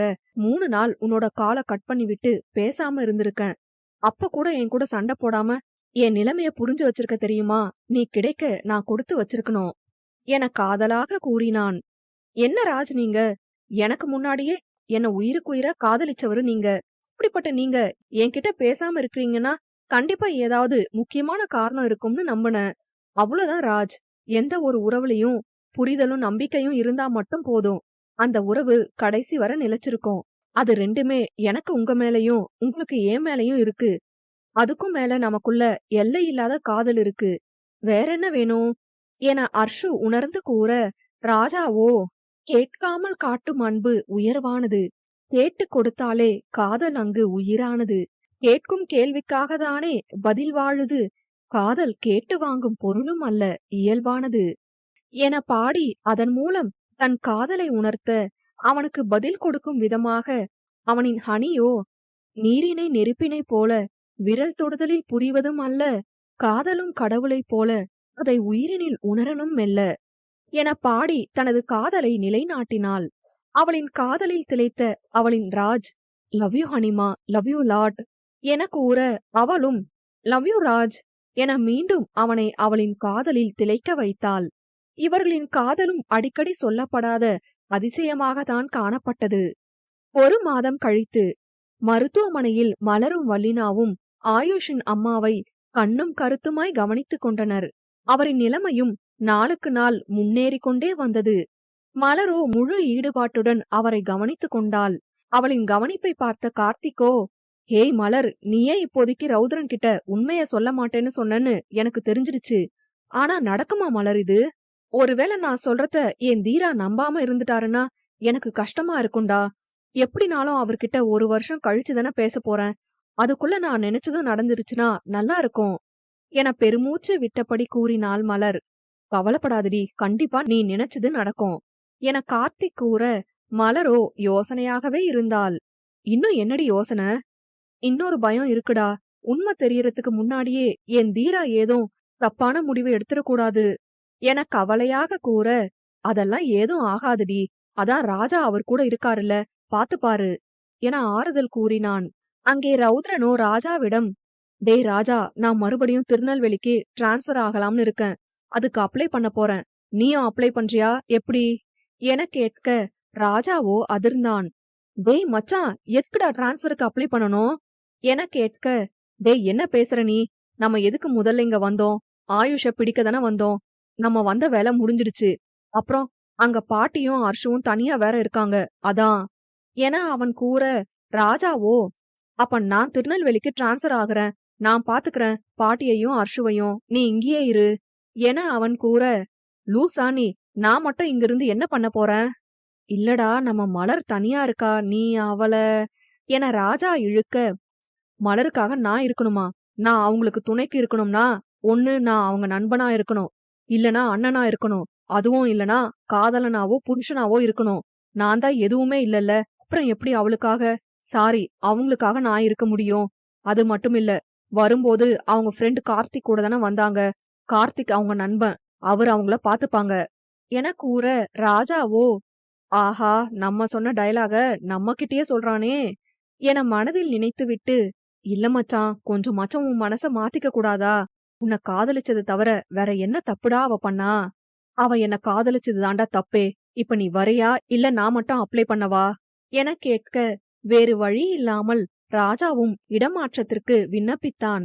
அதனை மலருக்கு கூற அழைக்கப் போக, அதனை கண்டுவிட்ட ரௌத்ரனோ, டேய் இப்ப என்ன இத மலர்கிட்ட சொல்ல போற அதான? மவன சொன்ன உன்னை கொலை பண்ணிருவேன். டேய், வரும்போது சொல்ல விட மாட்டேன்னு சொல்லிட்ட, போகும்போதுமா? எதுனாலும் நாம திருநெல்வேலி போன அப்புறம் சொல்லிக்கோ. நான் சொன்னதையும் மீறி நீ அவகிட்ட சொன்னன்னு வையி என மிரட்ட, ராஜாவும் வேறு வழியின்றி சொல்லாமல் இருந்தான். சாரிடி நிதி, இங்கதான் நானும் வந்திருக்கேன்னு தெரிஞ்ச அந்த நிமிஷம் நீ கண்டிப்பா சந்தோஷப்பட்டிருப்ப. ஆனாலும் பக்கத்திலேயே இருந்து பேச முடியலையேன்னு வருத்தமும் பட்டிருப்ப. இனிமே அந்த வருத்தம் உனக்கு இருக்காது. உன்னை விட்டு போக போறேன். கூடிய சீக்கிரம் முழுசாவும் உன்னை விட்டு போயிருவேன் என மனதில் கூறிக்கொண்டான். ஆயுஷ் வழக்கில் சிறப்பாக செயல்பட்டதன் காரணமாக இடமாற்ற விண்ணப்பத்தை மேலிடத்தில் உடனே ஒப்புக்கொள்ள 2 நாட்களில் டிரான்ஸ்பர் ஆர்டரும் வந்துவிட இருவரும் தங்கள் உடைமைகளை எடுத்துக்கொண்டு காரில் ஏறினர். கோயம்புத்தூர் பேருந்து நிலையம் தாண்டி செல்லும்போது அங்கே நின்ற இருவரை கண்டு ரௌத்ரனும் ராஜாவும் குழப்பமாக ஒருவரை ஒருவர் பார்த்து கொண்டனர். இவங்க 2 பேரும் ஏன் இங்க நிக்கிறாங்க மச்சான்? வண்டிய அவங்க பக்கம் நிப்பாட்டு என ராஜா கூற, டேய், அவங்க எதுக்கோ வந்திருப்பாங்க, நமக்கு என்ன, நம்ம இப்ப கிளம்புனாதான் சீக்கிரம் போக முடியும் என ரௌத்ரன் அவர்களை காண வேண்டாம் என தடுத்தான். டேய், நீ ரொம்ப ஓவரா போற. உனக்கு வேணாம்னு நினைச்சா நீ பேசாத. என்ன ஏன் பேச வேணாங்கிற? இப்ப நீ வண்டிய அவங்க பக்கம் நிறுத்த போறியா இல்லையா என ராஜா சற்று கோபமாக கேட்க, ரௌத்ரனோ வேறு வழியின்றி வண்டியை அங்கே நிறுத்தினான். பரவாயில்ல, நம்ம மிரட்டலுக்கும் இந்த ரௌத்ரன் பைய பயப்படுறான் என மனதினுள் சிரித்து கொண்டான். பிறகு ராஜாவோ காரிலிருந்து இறங்கி அவர்கள் அருகே சென்றான். என்னம்மா மலர் இங்க நிக்கிற? ஹாய் கார்த்திக் என குரல் கொடுக்க அரவம் கேட்டு மலரும் கார்த்திக்கும் திரும்பினர். அட ராஜாண்ணா, நீங்க எங்க இங்க என ராஜாவிடம் கேட்டுக்கொண்டிருந்த மலர் ரௌத்ரனை கவனிக்கவும் தவறவில்லை. அதெல்லாம் கிடையாது, நான் தான் முதல்ல கேட்டேன், நீ சொல்லு. அத ஏன் ப்ரோ கேக்குறீங்க? நேத்து மலர் அம்மா எனக்கு கால் பண்ணி மலரை தேடுது, நாளைக்கு எப்படியாச்சும் அவளை ஊருக்கு அனுப்பி வைன்னு ஒரே புலம்பல்.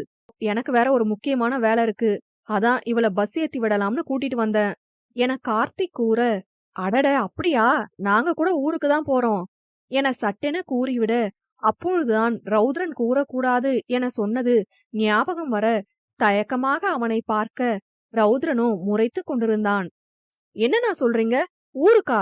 சொல்லவே இல்ல, என்ன திடீர்னு என மலர் கேட்க ராஜாவோ தயங்கிக் கொண்டே, அது வந்துமா, மறுபடியும் திருநெல்வேலிக்கே டிரான்ஸ்பர் கேட்டுட்டோம், அதான் என இழுக்க, வரும்போதுதான் சொல்லல, போகும்போது கூட சொல்ல மாட்டீங்களா என வருத்தமாக கேட்க, சாரி மலர், ஊருக்கு போன அப்புறம் சொல்லலாம்னு நினைச்சேன் என சமாளிக்க, நீங்க சமாளிக்காதீங்கண்ணா, நீங்க சொல்லாம இருந்ததுக்கு காரணம் எனக்கு தெரியும், விடுங்க, நீங்க என்ன பண்ணுவீங்க என ரௌத்ரனை முறைத்தவாறே கூறினாள். சரிம்மா, அதை விடு, வா ஒன்னாவே போயிரலாம் என ராஜா அழைக்க, அவளோ, வேணாண்ணா, நான் வந்தா இன்னொருத்தவங்களுக்கு பிடிக்காது, நான் பஸ்லயே போய்க்கிறேன் என மலர் கூற, ஹே மலர், நானும் நீ தனியா போனமேன்னு பயந்துட்டே தான் இருந்தேன். ரௌத்ரன் ப்ரோ அதெல்லாம் ஒன்னும் சொல்ல மாட்டாங்க என கார்த்திக்கும் கூற, ஆமாமா, நான் அவன்கிட்ட சொல்றேன் என ராஜா கூறிவிட்டு ரௌத்ரன் பக்கம் திரும்பினான். நம்ம நேரத்துக்குன்னே எல்லாம் நடக்குது, இந்த குட்டி பிசாச தனியா அனுப்புறதும் சேஃப் இல்ல. சரி, அதான் ராஜா கூட இருக்கான்ல, நாம அவகிட்ட எதுக்கு பேச போறோம் என மனதில் நினைத்துவிட்டு ராஜா கூற வருவதற்குள், அவங்கள வர சொல்லுடா என ரௌத்ரன் கூற, ராஜாவோ, பாரா, நாம சொல்லாமையே வர சொல்றான் என நினைக்க, மலரோ, ஐயோடா, ரொம்பத்தான் துரை சலிச்சுக்கிறாரு, இதுல மரியாதை வேற, எல்லாம் என் நேரம் என மனதில் நினைத்துவிட்டு காரில் ஏறினாள்.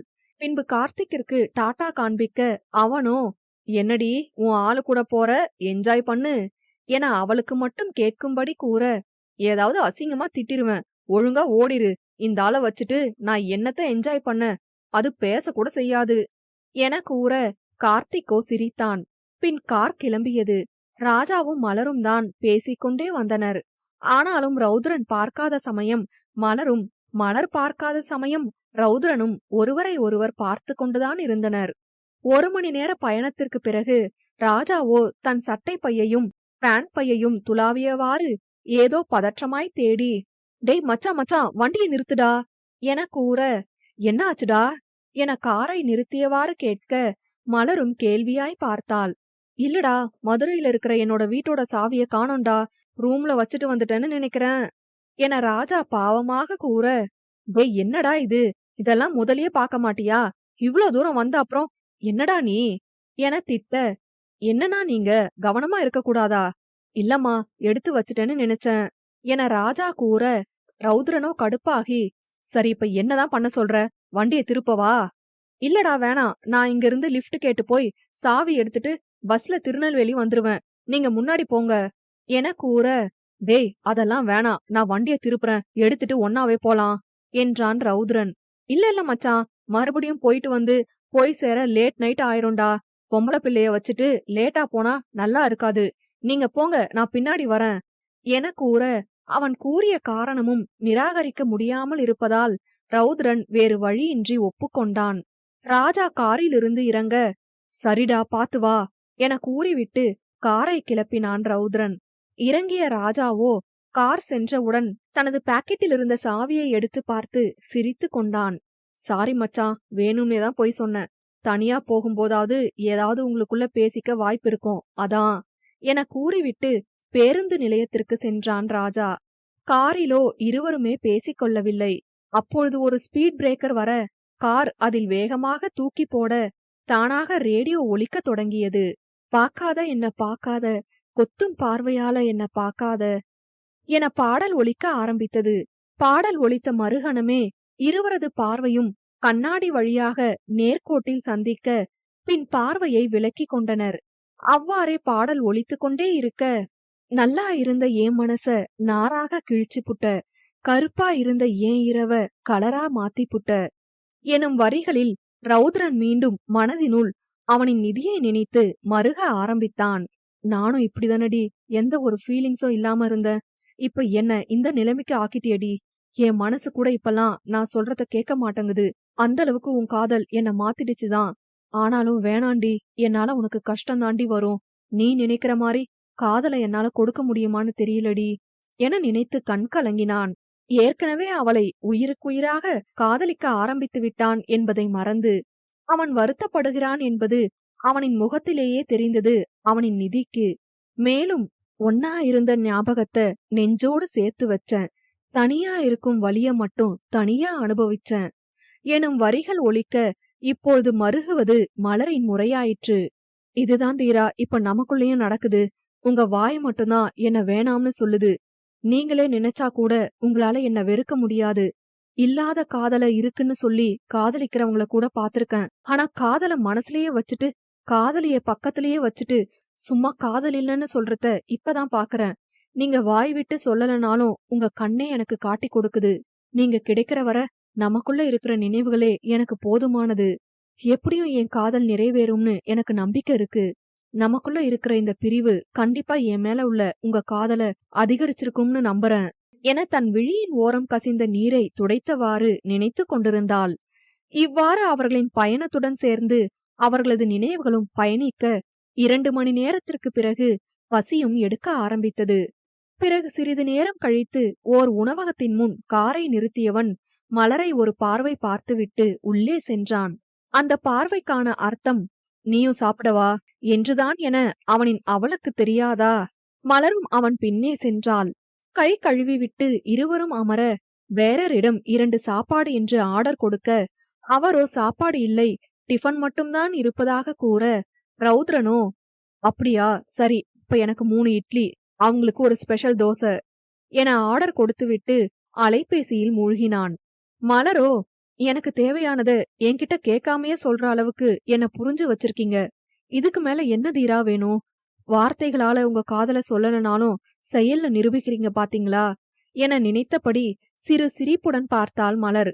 அவள் தன்னையே பார்ப்பது உணர்ந்து நிமிர்ந்தவன், இப்ப எதுக்கு சிரிச்சுட்டே பாக்குறா இந்த குட்டி பிசாசு என நினைக்க, அப்பொழுதுதான் அவளிடம் கேட்காமல் தானே ஆர்டர் செய்தது நினைவு வர அவளிடம், சாரி உங்ககிட்ட கேட்காம நானே ஆர்டர் கொடுத்துட்டேன் என தயங்கியவாறு கூற, அவளோ கேட்காம தான் கொடுத்தீங்க, ஆனா நான் கேட்க நினைச்சதான் ஆர்டர் கொடுத்தீங்க என்று கூறி சிரித்து விட்டு வேறு பக்கம் திரும்பி விட்டாள். ஐயோ கடவுளே, என் மனசுலயும் காதல் இருக்குன்னு நான் செய்யற விஷயமே காட்டி கொடுத்துடும் போலயே.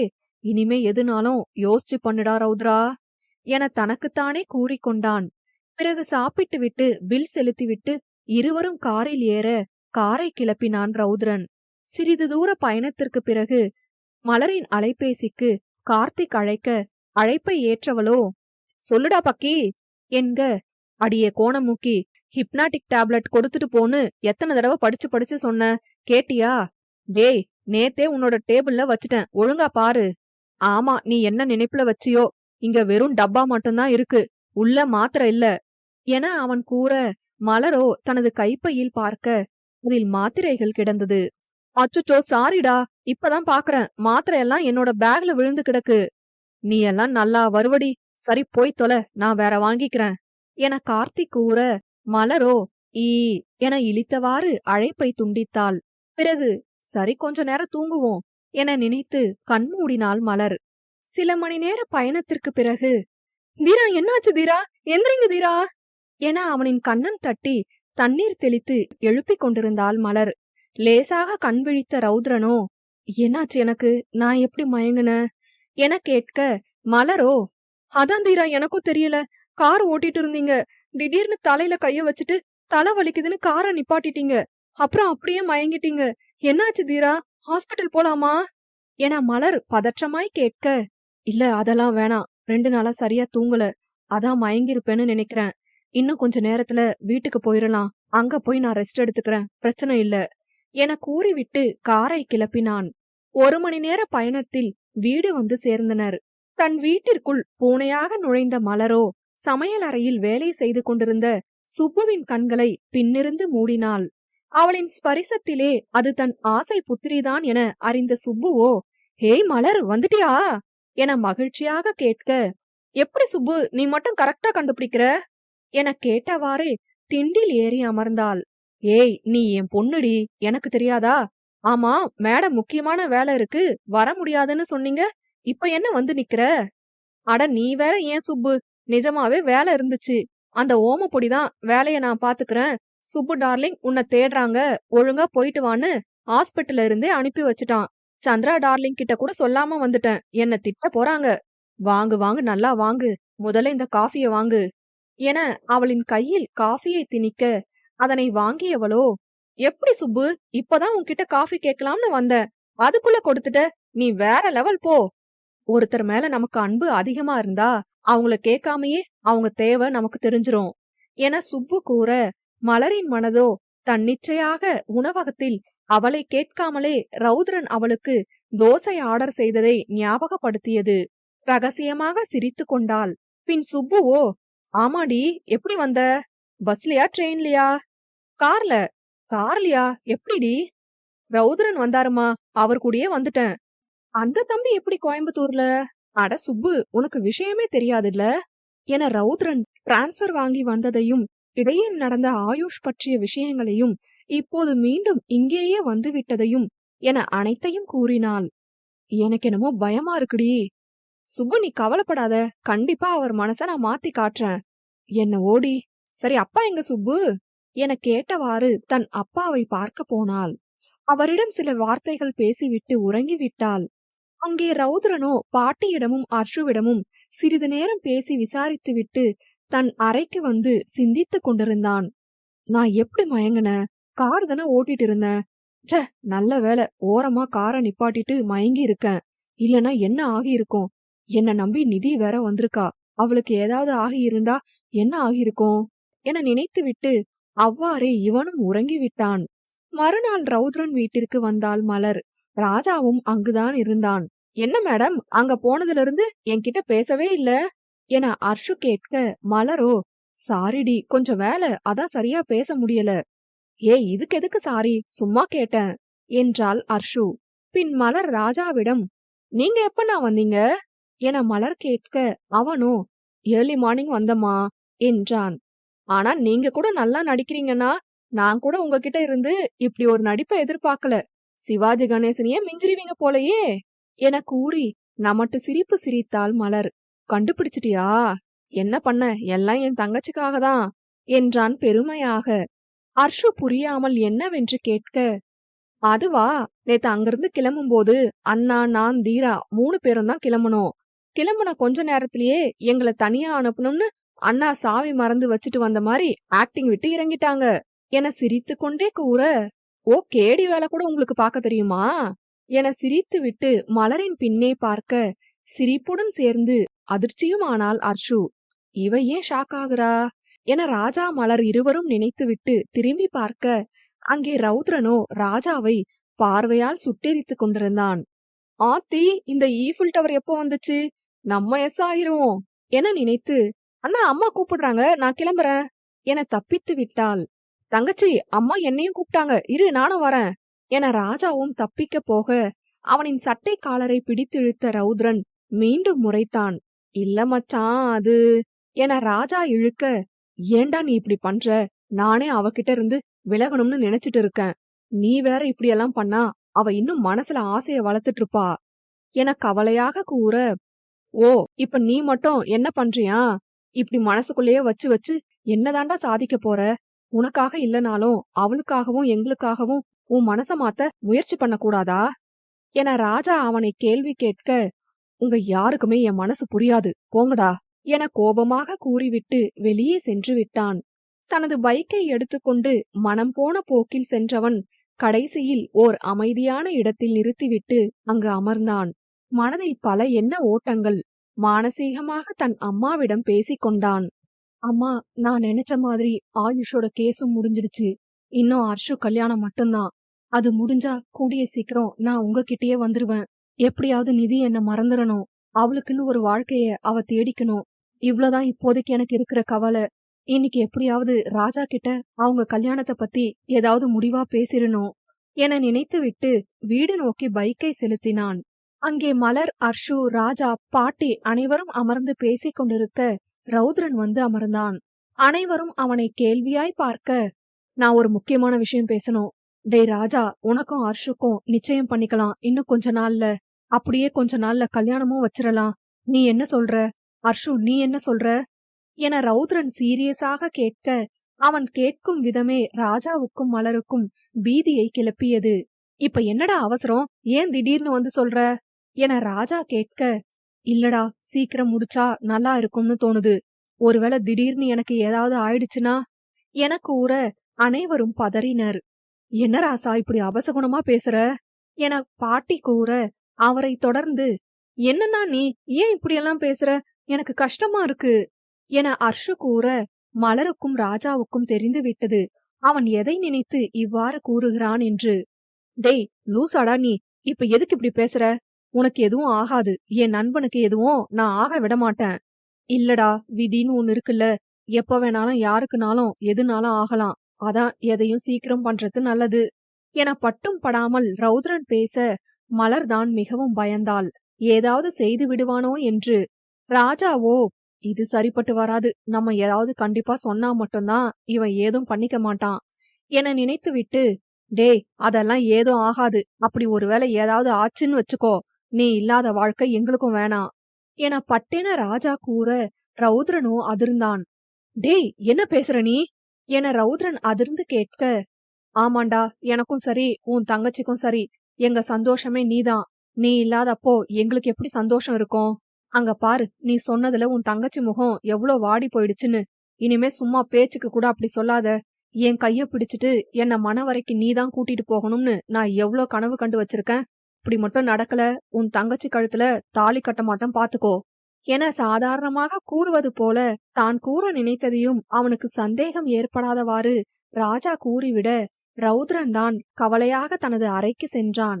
மலரோ கவலையாக ராஜாவை நோக்க, அவனோ, பயப்படாத, ஏதோ ஆகாது என கண்களாலேயே மலருக்கு ஆறுதல் கூறினான். அறைக்கு சென்ற ரௌத்ரனோ கவலையாக அமர்ந்து சிந்தித்துக் கொண்டிருந்தான். ராஜா ஏன் இப்படி சொல்றான்? அவன் நிஜமா சொல்றானா இல்ல எப்படி? நம்ம இல்லனா கூட ராஜா கண்டிப்பா அர்ஷுவ கல்யாணம் பண்ணிப்பான்னு நினைச்சுதான் நிச்சயமாச்சும் பண்ணலாம்னு நினைச்சா, இவன் என்ன இப்படி சொல்றான்? நம்ம எடுக்கிற ஒரு முடிவால இங்க ராஜா அர்ஷு வாழ்க்கை வேற பாதிக்கப்படுமா? இல்ல, அது நடக்க கூடாது.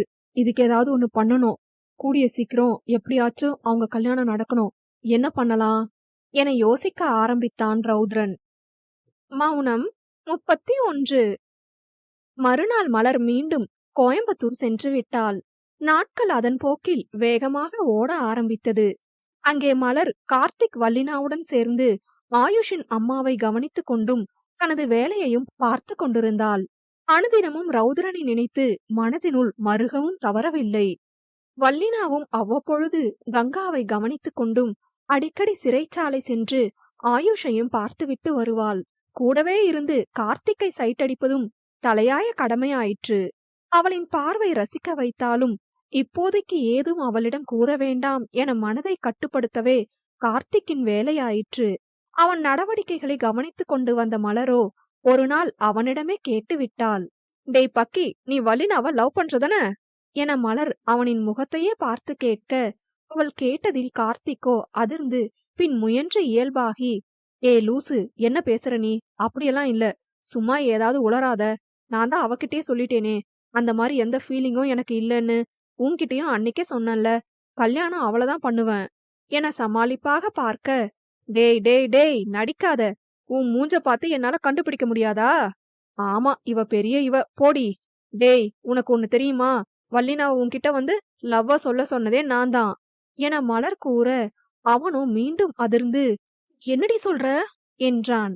ஆமாண்டா, அவ என்கிட்ட சொன்னா உன்னை காதலிக்கிறதா, உனக்கும் அவ மேல இன்ட்ரெஸ்ட் இருக்குன்னு அப்பவே எனக்கும் தெரியும். அதான் அவகிட்ட நீ அவன்கிட்ட போய் உன் காதல சொல்லு, அவன் எதுனாலும் டைரக்டா சொல்லுவான், பயப்படாதன்னு அனுப்பி வச்சேன் என அவள் கூற, கார்த்திக் திரு திருவென முழித்தான். சொல்லு மகனே, இப்பவாச்சு எதுக்கு அவகிட்ட உன்னோட காதல சொல்ல மாட்டேங்கிற? அது வந்துடி, சொல்லுவேன், ஆனா நீ திட்டக்கூடாது. திட்டுற அளவுக்கு என்ன சொல்ல போற? இல்லடி, அது உனக்காக தான் என் லவ்வ இன்னும் அவகிட்ட சொல்லல என அவன் கூற, இப்பொழுது அதிர்ச்சியாவது மலரின் முறையாயிற்று. டேய், என்னடா சொல்ற? எனக்காகவா? ஆமாண்டி, நீ ஏன் உன் காதல நினைச்சு ரொம்ப வருத்தப்பட்டுட்டு இருக்க? இந்த நேரத்துல நாங்க உன் முன்னாடி லவ் பண்ணிட்டு இருந்தா இன்னும் உனக்கு ஃபீல் ஆகுமோன்னு தாண்டி. டேய், உனக்கு அறிவு இருக்காடா? என்ன காரியம் பண்ணி வச்சிருக்க? எனக்காக சொல்லாம இருந்தியா? இப்ப அந்த பொண்ணோட காதலுக்கு என்னடா மரியாதை? நான் ஃபீல் பண்ணுவேன்னு உன்கிட்ட சொன்னனா? நீ சந்தோஷமா இருந்தா அது எனக்கு சந்தோஷம் தான்டா. உன் சந்தோஷத்தை பார்த்து நான் கஷ்டப்படுவேன்னு நீ எப்படிடா நினைக்கலாம்? ஒழுங்கு மரியாதையா வள்ளினா கிட்ட உன் லவ்வ சொல்லு, போடா. ஏய் லூசு, அப்படி சொல்லலடி. நீ கஷ்டத்துல இருக்கும்போது நான் சந்தோஷமா இருக்க மனசு வரல. ப்ளீஸ் டி, என்ன கம்பல் பண்ணாத. அது மட்டும் இல்ல, நான் அவள ப்ரொபோஸ் பண்ண பெரிய பிளான் வச்சிருக்கேன். அதனால எப்ப சொல்லணுமோ அப்ப சொல்லிடுறேன். ஏன்டா, எனக்கு தான் கில்ட்டியா இருக்கு. என்னால தானே இப்படின்னு. அடியே, அப்படியெல்லாம் நினைக்காத. எனக்கு நீயும் முக்கியம்டி என அவன் கூற, அவனின் அன்பில் மலரின் கண்கள் கலங்கின. நீ எனக்கு ஃப்ரெண்டா கிடைக்க நான் கொடுத்து வச்சிருக்கணும்டா என பெருமையாக மலர் கூற, அவளை சகஜமாக்கும் பொருட்டு கார்த்திக்கோ, சரிடி கோணமுக்கி, ரொம்ப மூக்க உறிஞ்சாத, இருக்கிறத இத்துணூண்டு என அவளை கிண்டல் செய்ய, டேய் எரும, உன்னை என்ன பண்றேன் பாரு என அடி வெளுக்க ஆரம்பித்தாள். சில அடிகளை வாங்கியவன், சரிடி போதும், அடிக்காத, வலிக்குது என அவன் கூற, அடிப்பதை நிறுத்தினாள். பின் அவளிடம், ஏ லூசு, நீ ஃபீல் பண்ணாத. நான் சொல்லாம இருக்க இதுவும் ஒரு காரணம்தான். இது மட்டுமே காரணம் இல்ல. வேற என்னடா காரணம்? பொதுவா காதலிக்கிறது ஒரு சுகம்தான். ஆனாலும் அதை விட நமக்கு பிடிச்சவங்களால காதலிக்கப்படுறது வேற லெவல் ஃபீல்டி. அத கொஞ்ச நாள் அனுபவிக்கலாம்னு தான் என அவன் கூற, அது சரி, தத்துவம் எல்லாம் பேசுற, என்னமோ போ, நல்லா இருந்தா சரிதான். ஆனா ரொம்ப லேட் பண்ணன்னு வச்சுக்கோ மாமன, நானே அவகிட்ட நீ அவள விரும்புறன்னு சொல்லி உன் பிளான்ல மண்ணள்ளி போட்டுருவேன், பாத்துக்கோ. எம்மா தாயே, நானே சொல்லிடுறேன், நீ ஏதும் குட்டைய குழப்பிராத என கையெடுத்து கும்பிட, மலரோ சிரித்தாள். இவ்வாறே நட்புடனும் காதலுடனும் ஏக்கத்துடனும் நாட்கள் ஓடியது. 3 மாதங்கள் கழித்து, அன்று எப்பொழுதும் போல் மலர் கங்காவிற்கு ஓரல் பிராக்டிஸ் கொடுத்து கொண்டிருக்க, அப்பொழுது அவரின் விழிகள் அசைந்தன. முதலில் அதனை கவனிக்காத மலரோ பேசிக்கொண்டே இருக்க, மீண்டும் அசைவு தெரிந்தது. அதனை கண்டவளுக்கு நம்ப முடியவில்லை. மகிழ்ச்சியில் வார்த்தையும் வரவில்லை.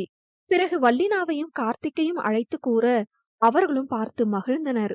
பிறகு சீஃப் டாக்டரை அழைத்து விஷயத்தை கூற, அவர் வந்து பரிசோதித்து விட்டு, அவங்க கண்ணு முழிக்க போறாங்க, இவ்ளோ சீக்கிரம் ரெக்கவர் ஆவாங்கன்னு நினைக்கவே இல்ல. It's a medical miracle. கொஞ்ச நேரத்துல கண்ணு முழிச்சிருவாங்க.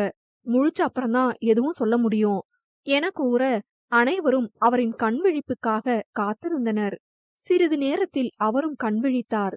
மெல்ல மெல்ல தன் இமைகளை திறந்தவருக்கு முதலில் எல்லாம் மங்கலாக தெரிய, சில நிமிடங்களுக்கு பிறகு தெளிவாக தெரிந்தது. கை கால்கள் எல்லாம் பல வருஷமாக அசைவில்லாமல் இருந்ததில் எவ்வாறு அசைக்க வேண்டுமென்றே மறந்து போயிருந்தார். நன்றாக விழித்தவர் சுற்றி முற்றி பார்க்க, தன்னை சுற்றி தனக்கு தெரியாத நால்வர் நின்றிருக்க முதலில் பயந்தார். பேச்சும் வரவில்லை. மிகவும் பயந்து சத்தம் கொடுக்க முயல, வள்ளினாவோ அவரை சமாதானப்படுத்தினாள். ஒண்ணுமில்லம்மா, ஒண்ணுமில்ல, பயப்படாதீங்க, மெதுவா எந்திரிச்சு உட்காருங்க என கூறியவாறு அவர் அமர உதவி செய்தாள். வள்ளினாவின் குரலை கேட்டது போல ஞாபகம் இருந்தது. நீ நீ என வள்ளினாவை கை காட்டி கூற முடியாமல் திணற, நான் தாம்மா வள்ளினா, இத்தனை வருஷமா உங்களை நான் தான் கவனிச்சுக்கிட்டேன் என கூற, அவரோ ஆயுஷை தேடினார்.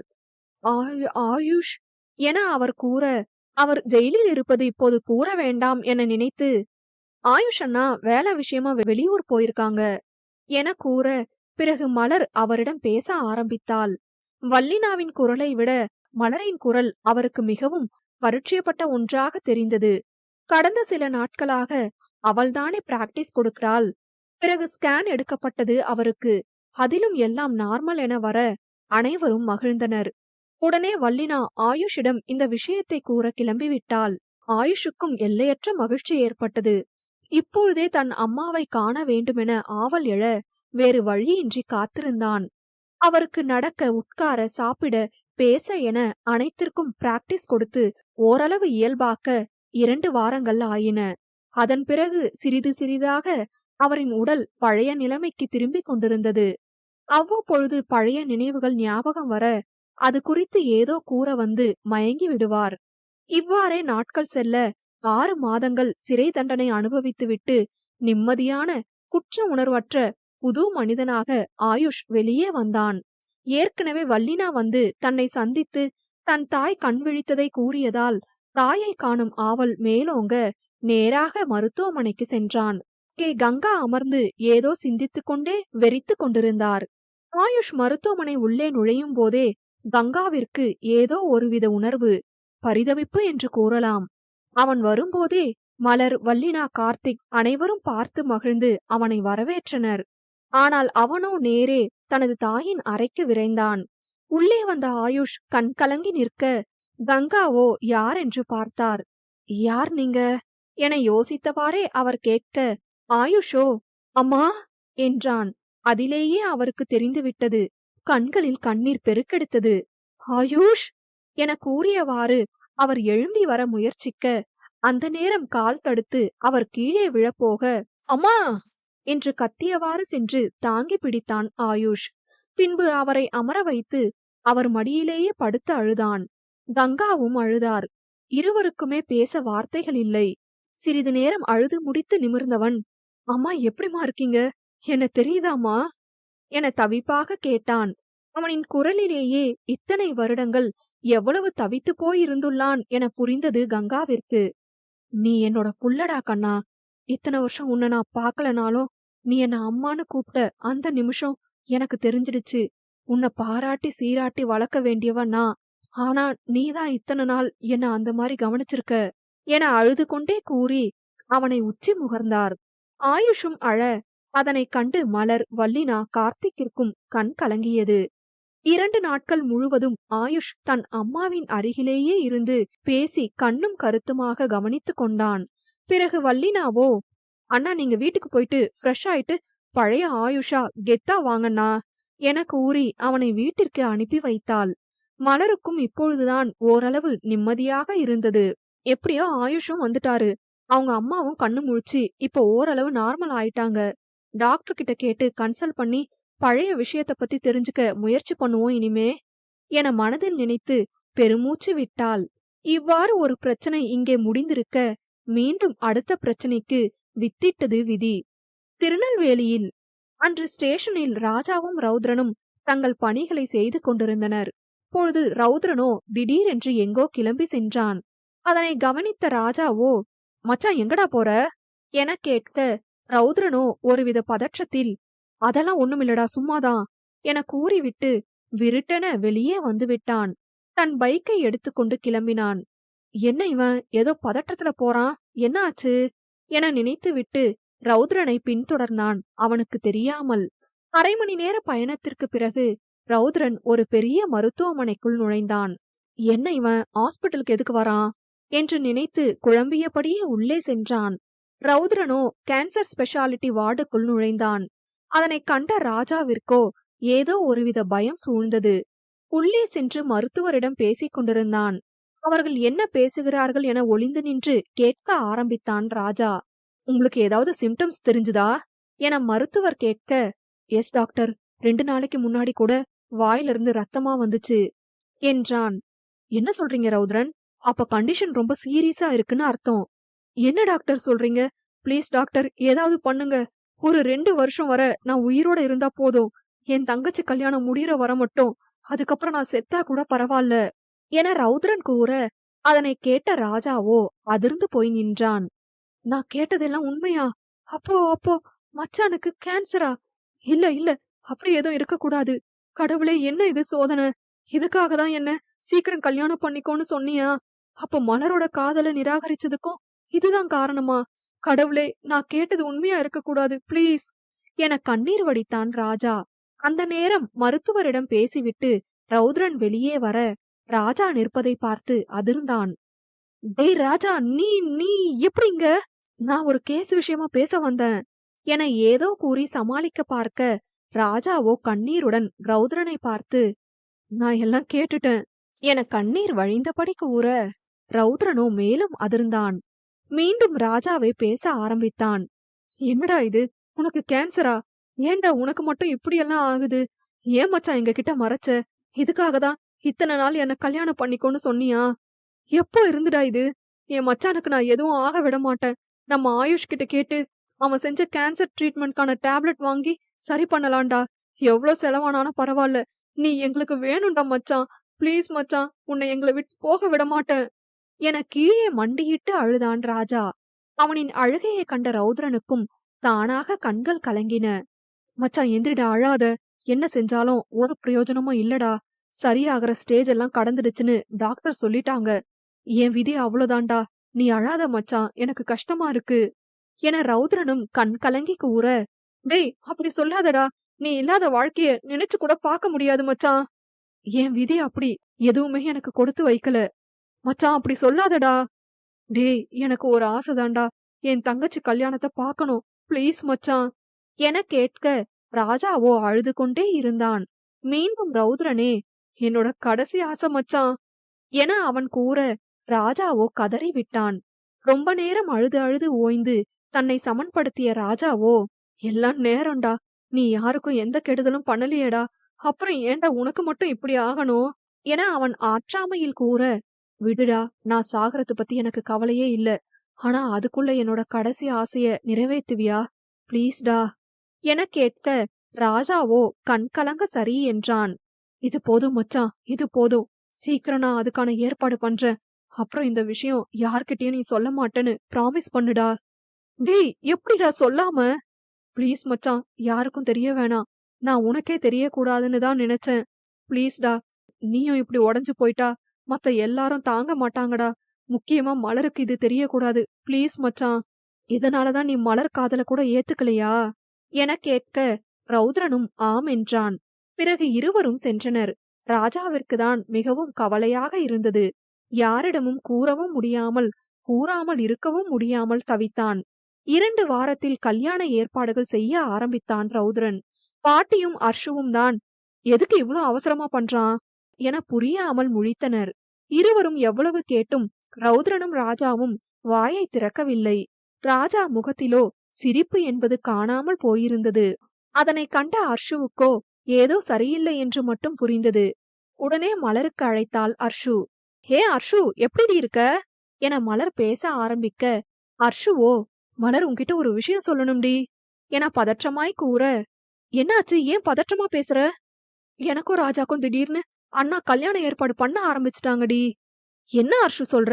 ஏன் திடீர்னு? ராஜா அண்ணா என்ன சொன்னாங்க? அவங்க இதுக்கு ஒத்துக்கிட்டு இருந்திருக்க மாட்டாங்களே. இல்லடி, ராஜ் எதுவுமே சொல்லல. அவர் சம்மதம் சொல்லிட்டாரு. ஆனா அவர் முகமே சரியில்ல.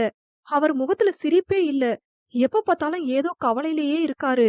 நான் போய் பேசினா கூட சரியா பேச மாட்டேங்கிறாரு. எனக்கு என்னமோ சரியா படல. இன்னும் 3 நாள்ல கல்யாணம்டி. ஏதோ பிரச்சனைன்னு மட்டும் தெரியுது. ஆனா என்னன்னு தான் தெரியல. நீ உடனே வாடி என அர்ஷு அனைத்தையும் கூற, மலருக்கும் எதுவும் சரியாக படவில்லை. சரிடி, நான் உடனே கிளம்புறேன் என கார்த்திக்கிடம் கூறிவிட்டு சில ஏற்பாடுகளுடன் அவனோடு இரவுக்குள் திருநெல்வேலி வந்து சேர்ந்தாள் மலர். வந்தவுடன் ராஜாவை காண சென்றாள் மலர். அந்த நேரம் ரௌத்ரன் ராஜாவிடம் பேசிக் கொண்டிருந்தான். டேய் ராஜா, நீ கொஞ்சமாச்சும் சிரிச்ச மாதிரி இருடா. எப்பவுமே சோகமா இருந்து நீயே காட்டி கொடுத்துருவ போல எல்லாம் என ரௌத்ரன் சாதாரணமாக கேட்க, எப்படிடா என்ன சிரிக்க சொல்ற? எனக்கு அந்த மாதிரி ஆகியிருந்தா உன்னால சிரிக்க முடியுமா? என ஆதங்கமாய் கேட்க, அதில் பதறிய ரௌத்ரனோ, டேய் என்ன பேசுற நீ? 2 நாளா கல்யாணத்த வச்சுட்டு பேசுற பேச்சா இது? ஏன் விதிதான் இந்த மாதிரி ஆயிருச்சு. நீ என் தங்கச்சி கூட சந்தோஷமா 100 வருஷம் வாழணும்டா என கூறிக்கொண்டே எதேர்ச்சியாக திரும்ப, அங்கே மலர் நிற்பதைக் கண்டு அதிர்ந்தான் ரௌத்ரன். அவனின் அதிர்ச்சியைக் கண்டு ராஜா திரும்பி பார்க்க அவனும் அதிர்ந்தான். மலர் நீ என ராஜா அதிர்ச்சியுடனே கேட்க, ரௌத்ரன் கூறியவற்றை எல்லாம் கேட்ட மலருக்கோ ஏதோ பயம் சூழ்ந்தது. இங்க என்ன நடக்குது? தீரா எதுக்கு அப்படி சொன்னாங்க? சொல்லுங்க தீரா, உங்களுக்கு என்ன ஆச்சு? ஏதோ விதி அப்படின்னு சொன்னீங்க. எதுக்கு இப்படி அவசரமா இந்த கல்யாண ஏற்பாடு? ராஜாண்ணா, நீங்க ஏன் அழுதீங்க? இந்த மாதிரி எனக்கு ஆயிருந்தா நீ சிரிப்பியான்னு தீரா கிட்ட கேட்டீங்களே, அப்ப தீராக்கு என்ன ஆச்சு? சொல்லுங்கண்ணா, என்ன ஆச்சு என மலர் பதறியவாறும் குழப்பத்துடனும் சத்தமாக கேட்க, ராஜாவிற்கு கண்கள் கலங்கியது. என்ன உளர்ற நீ? எனக்கு என்ன ஆச்சு? நானும் மச்சானும் சும்மா பேசிட்டு இருந்தோம். நீ ஏதாவது தப்பா புரிஞ்சுட்டு உளராத என ரௌத்ரன் சமாளிக்க வர, அதனை நம்பாத மலரோ, இல்ல நீங்க பொய் சொல்றீங்க, நான் நம்ப மாட்டேன். எதுவுமே நடக்கலனா எதுக்கு இப்படி அவசரமா கல்யாண ஏற்பாடு பண்ணணும்? ராஜா அண்ணன் ஏன் அழுகணும்? என்னமோ ஒண்ணு நடந்திருக்கு. ப்ளீஸ் தீரா, சொல்லுங்க என்ன ஆச்சு என மலர் ரௌத்ரனுக்கு என்ன ஆனதோ என பயந்து அழுக ஆரம்பித்து விட்டாள். அந்த நேரம் அர்ஷுவும் பாட்டியும் வீட்டில் இல்லாததால் அவர்களுக்கு மலர் வந்தது தெரியவில்லை. மலர் அழுவது ரௌத்ரனுக்கு கஷ்டமாக இருந்தாலும் வேறு வழியின்றி முயன்று அவளை திட்டினான். ஏய், என்ன பண்ற? இப்ப எதுக்கு அழுகுற? அதான் ஒண்ணுமில்லன்னு சொல்றேன்ல, சும்மா ஏதாவது உளறிக்கிட்டு. இது எங்க வீட்டு கல்யாணம், எப்ப நடத்தணும்னு எங்களுக்கு தெரியும். நீ எதுக்கு இப்படி வந்து கேட்டுட்டு இருக்க? வெளிய போ முதல்ல என வேண்டுமென்றே அவளை காயப்படுத்தினான் ரௌத்ரன். அவனின் வார்த்தைகளை கேட்ட மலருக்கோ மனது வலித்தது. என்ன சொன்னீங்க? உங்க வீட்டு கல்யாணமா? ஆமா, உங்க வீட்டு கல்யாணம். இத பத்தி கேட்க நான் யாரு? எனக்கும் உங்களுக்கும் என்ன சம்பந்தம் இருக்கு? நான் என்ன ராஜா அண்ணா கூட பிறந்த தங்கச்சியா? எவ்வளோ ஒருத்தி தானே என அவள் கூற, ராஜாவுக்கு மனம் வலித்தது. ரௌத்ரனுக்கும் அவளை பார்க்க பாவமாக இருந்தது. சாரிடி நிதி, உன்னை வேணும்னே ரொம்ப காயப்படுத்துறேன். எனக்கு வேற வழி தெரியலடி என மானசீகமாக மன்னிப்பு வேண்டினான். கண்களை அழுந்த துடைத்தவளோ, இனிமே உங்க வீட்டை பத்தி எந்த விஷயத்திலயும் நான் தலையிடல. அதே மாதிரி எனக்கு என்ன ஆனாலும், ஏன் செத்தே போனாலும் கூட யாரும் என்ன வந்து பார்க்க கூடாது, எதுவுமே கேட்க கூடாது என தீர்க்கமாக கூறிவிட்டு மலர் செல்ல, அவளின் வார்த்தையில் இருவரும் அதிர்ச்சி ஆயினர். கோபத்தில் இவ்வாறு கூறிவிட்டு வீட்டிற்குதான் போகிறாள் என நினைத்திருக்க, மலரோ வேகமாக தன் ஸ்கூட்டியை எடுத்துக்கொண்டு பறந்தாள். அதனை ஜன்னல் வழியே பார்த்த ராஜாவோ, டேய் மச்சான், மலர் வண்டியை எடுத்துட்டு வேகமா எங்கேயோ போறாடா என பயந்து கூற, ரௌத்ரனுக்கும் பயம் வந்தது. அவசரமாக கீழே வந்து இருவரும் வண்டியை எடுத்துக்கொண்டு மலரை பின்தொடர்ந்து சென்றனர். மலரோ மனம் போன போக்கில் அதிவேகத்தில் போய்க் கொண்டிருந்தாள். ஐயோ, இவ்ளோ வேகமா போறாளே, அவளுக்கு எதுவும் ஆகக்கூடாது என மனதில் வேண்டியபடி ரௌத்ரனும் வேகமாக அவளை பின்தொடர்ந்தான். அவளின் ஸ்கூட்டி ஊர் எல்லையை கடந்த பின்னும் நிற்காமல் செல்ல, இன்னும் வேகத்தை அதிகரித்தவன் எப்படியோ அவளை கடந்து சென்று அவள் வண்டியின் முன்னே தன் வண்டியை நிறுத்தினான். வண்டியிலிருந்து இறங்கி கோபத்தின் உச்சக்கட்டத்தில் இருக்க மலரை பலாரென அறைந்தான். ஏய், அறிவிருக்காடி? என்ன காரியம் பண்ற? இவ்ளோ வேகத்துல வர?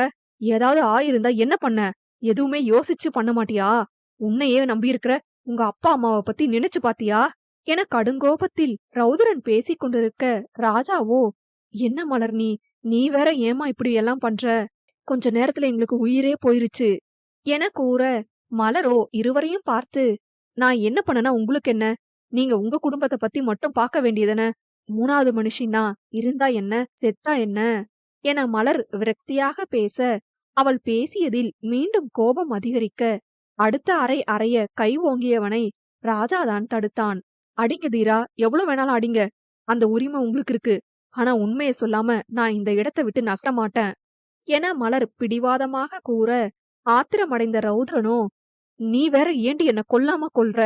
ஏற்கனவே நான் செத்துட்டு இருக்கிறது போதாதா என ரௌத்ரன் வேதனையில் கத்த, அவன் வார்த்தையில் ஸ்தம்பித்து நின்றாள் மலர். தான் கேட்டது ஒரு கெட்ட கனவாக இருக்கக்கூடாதா என பரிதவிப்பில் அதிர்ச்சியும் அழுகையும் ஒரு சேர, தீரா என்ன சொன்னீங்க இப்போ என அதிர்ந்து கேட்க, அவனோ, ஆமாண்டி ஆமா, செத்துட்டு தான் இருக்கேன். கூடிய சீக்கிரம் முழுசா சாக போறேன், போதுமா? இதான் அந்த உண்மை என கூறிவிட, மலருக்கு தலை சுற்றியது. அண்ணா அண்ணா இவரு இவரு சும்மா கோபத்துல தானே சொல்றாரு, நிஜமா சொல்லல. அண்ணா எனக்கு பயமா இருக்கு, உண்மைய சொல்லுங்க அண்ணா ப்ளீஸ் என தவிப்புடன் கேட்க, ராஜாவோ அழுது கொண்டே அவன் சொல்றதெல்லாம் உண்மைதாமா என கூறி நடந்த அனைத்தையும் கூறினான். அனைத்தையும் கேட்ட மலரோ சத்தமாக கதறிவிட்டாள். அழும் வரை அழட்டும் என ரௌத்ரனும் ராஜாவும் விட்டுவிட்டனர். அப்பொழுதாவது மனதின் பாரம் குறையும் என்று நினைத்து அழுது அழுது ஓய்ந்தவள் ஒரு கட்டத்தில் பித்து பிடித்தது போன்று அமர்ந்திருந்தாள்.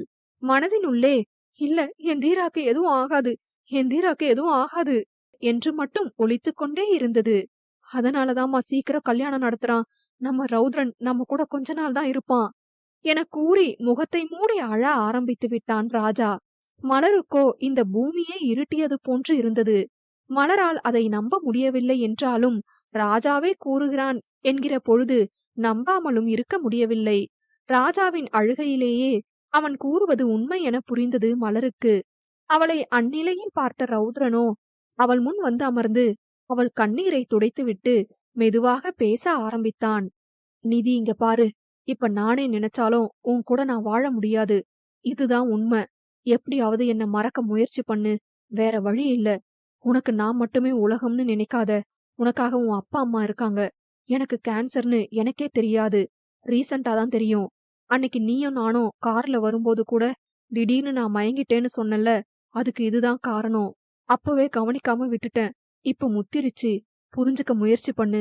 தயவு செஞ்சு வேற யாருக்கும் இது தெரிய வேணாம், அவங்களாவது நிம்மதியா இருக்கட்டும் என அவளிடம் ரௌத்ரன் கூறிக்கொண்டிருக்க, அவளோ எதையும் கேட்கும் நிலையில் இல்லை. பிறகு ஒரு ஆட்டோ பிடித்து மலரை கூட்டிக் கொண்டு வீடு வந்து சேர்ந்தனர். பித்து பிடித்தது போன்று எதையோ சிந்தித்துக் கொண்டே வந்தாள். அவளால் அவன் கூறிய யாவையும் ஜீரணிக்க முடியவில்லை. வீடு வந்ததும் தானாகவே எழுந்து தன் வீட்டிற்குள் சென்று தன் அறையில் நுழைந்ததும் கதவை சாத்திக் கொண்டு அழுக ஆரம்பித்து விட்டாள். பின் கார்த்திக்கை அழைத்து அவளை பார்த்து கொள்ளும்படி மட்டும் கூறிவிட்டு ராஜாவும் ரௌத்ரனும் அவர்கள் வீட்டிற்கு சென்று விட்டனர். கார்த்திக்கிடம் அனைத்தையும் கூறி அழுதாள். அனைத்தையும் கேட்ட கார்த்திக்கிற்கும் அதிர்ச்சியே. கார்த்திக்கிற்கு அவளை நினைக்க ரொம்ப பாவமாக இருந்தது. கடவுளே, மலருக்கு மட்டும் இப்படியெல்லாம் நடக்குது, உனக்கு மனசாட்சியே இல்லையா என கடவுளிடம் முறையிட்டான் கார்த்திக். மலரிடம் அர்ஷு பேசி பார்த்தும் எந்த ஒரு மாற்றமும் இல்லை. ஏற்கனவே ராஜாவின் கவலைக்கு காரணம் தெரியாமல் குழம்புவது மட்டுமில்லாமல் இப்பொழுது மலரின் இந்நிலை இன்னும் அர்ஷுவை குழப்பத்திற்கு ஆளாக்கியது. 2 நாட்கள் அவ்வாறே செல்ல கல்யாண நாளும் விடிந்தது. திடீரென்று முடிவு செய்த திருமணமாதலால் மிக சிறிய அளவில் கோவிலில்தான் வைத்துக் கொண்டனர். மலர் வரவில்லை என்றால் அர்ஷுவுக்கு சந்தேகம் வரும் என்பதால் மலரை கட்டாயம் வருமாறு ரௌத்ரன் கூறினான். மலர் வீட்டில் 3 கார்த்திக்கும் ரௌத்ரன் வீட்டில் 3 பின் ராஜாவும் மட்டுமே இருந்தனர். ராஜாவிற்கு சொந்தமென சொல்லிக்கொள்ள அவனின் அத்தை மட்டும்தான். அவரையும் இவன் சிறு வயதிலேயே வேண்டாமென தூக்கி எறிந்து விட்டதால் அவனின் சொந்தங்கள் யாரும் இல்லை. ராஜா முகத்திலும் அர்ஷு முகத்திலும் கல்யாண கலைக்கு பதில் சோகம் மட்டுமே குடிக்கொண்டிருந்தது. மலரும் ஒரு இடத்தில் சோகமாய் அமர்ந்திருந்தாள். வெங்கடேசன் சுப்புவிற்கும் பாட்டிக்கும் ஒன்றுமே புரியவில்லை. ரௌத்ரன் பிடிவாதமாக கல்யாணம் நடந்தே தீர வேண்டும் என்றதில் பாட்டி ஏதும் கேட்டுக்கொள்ளவில்லை. ராஜாவின் கரம் பிடித்து ரௌத்ரன் அவனை மணமேடைக்கு அழைத்து வந்து அமர வைத்தான்.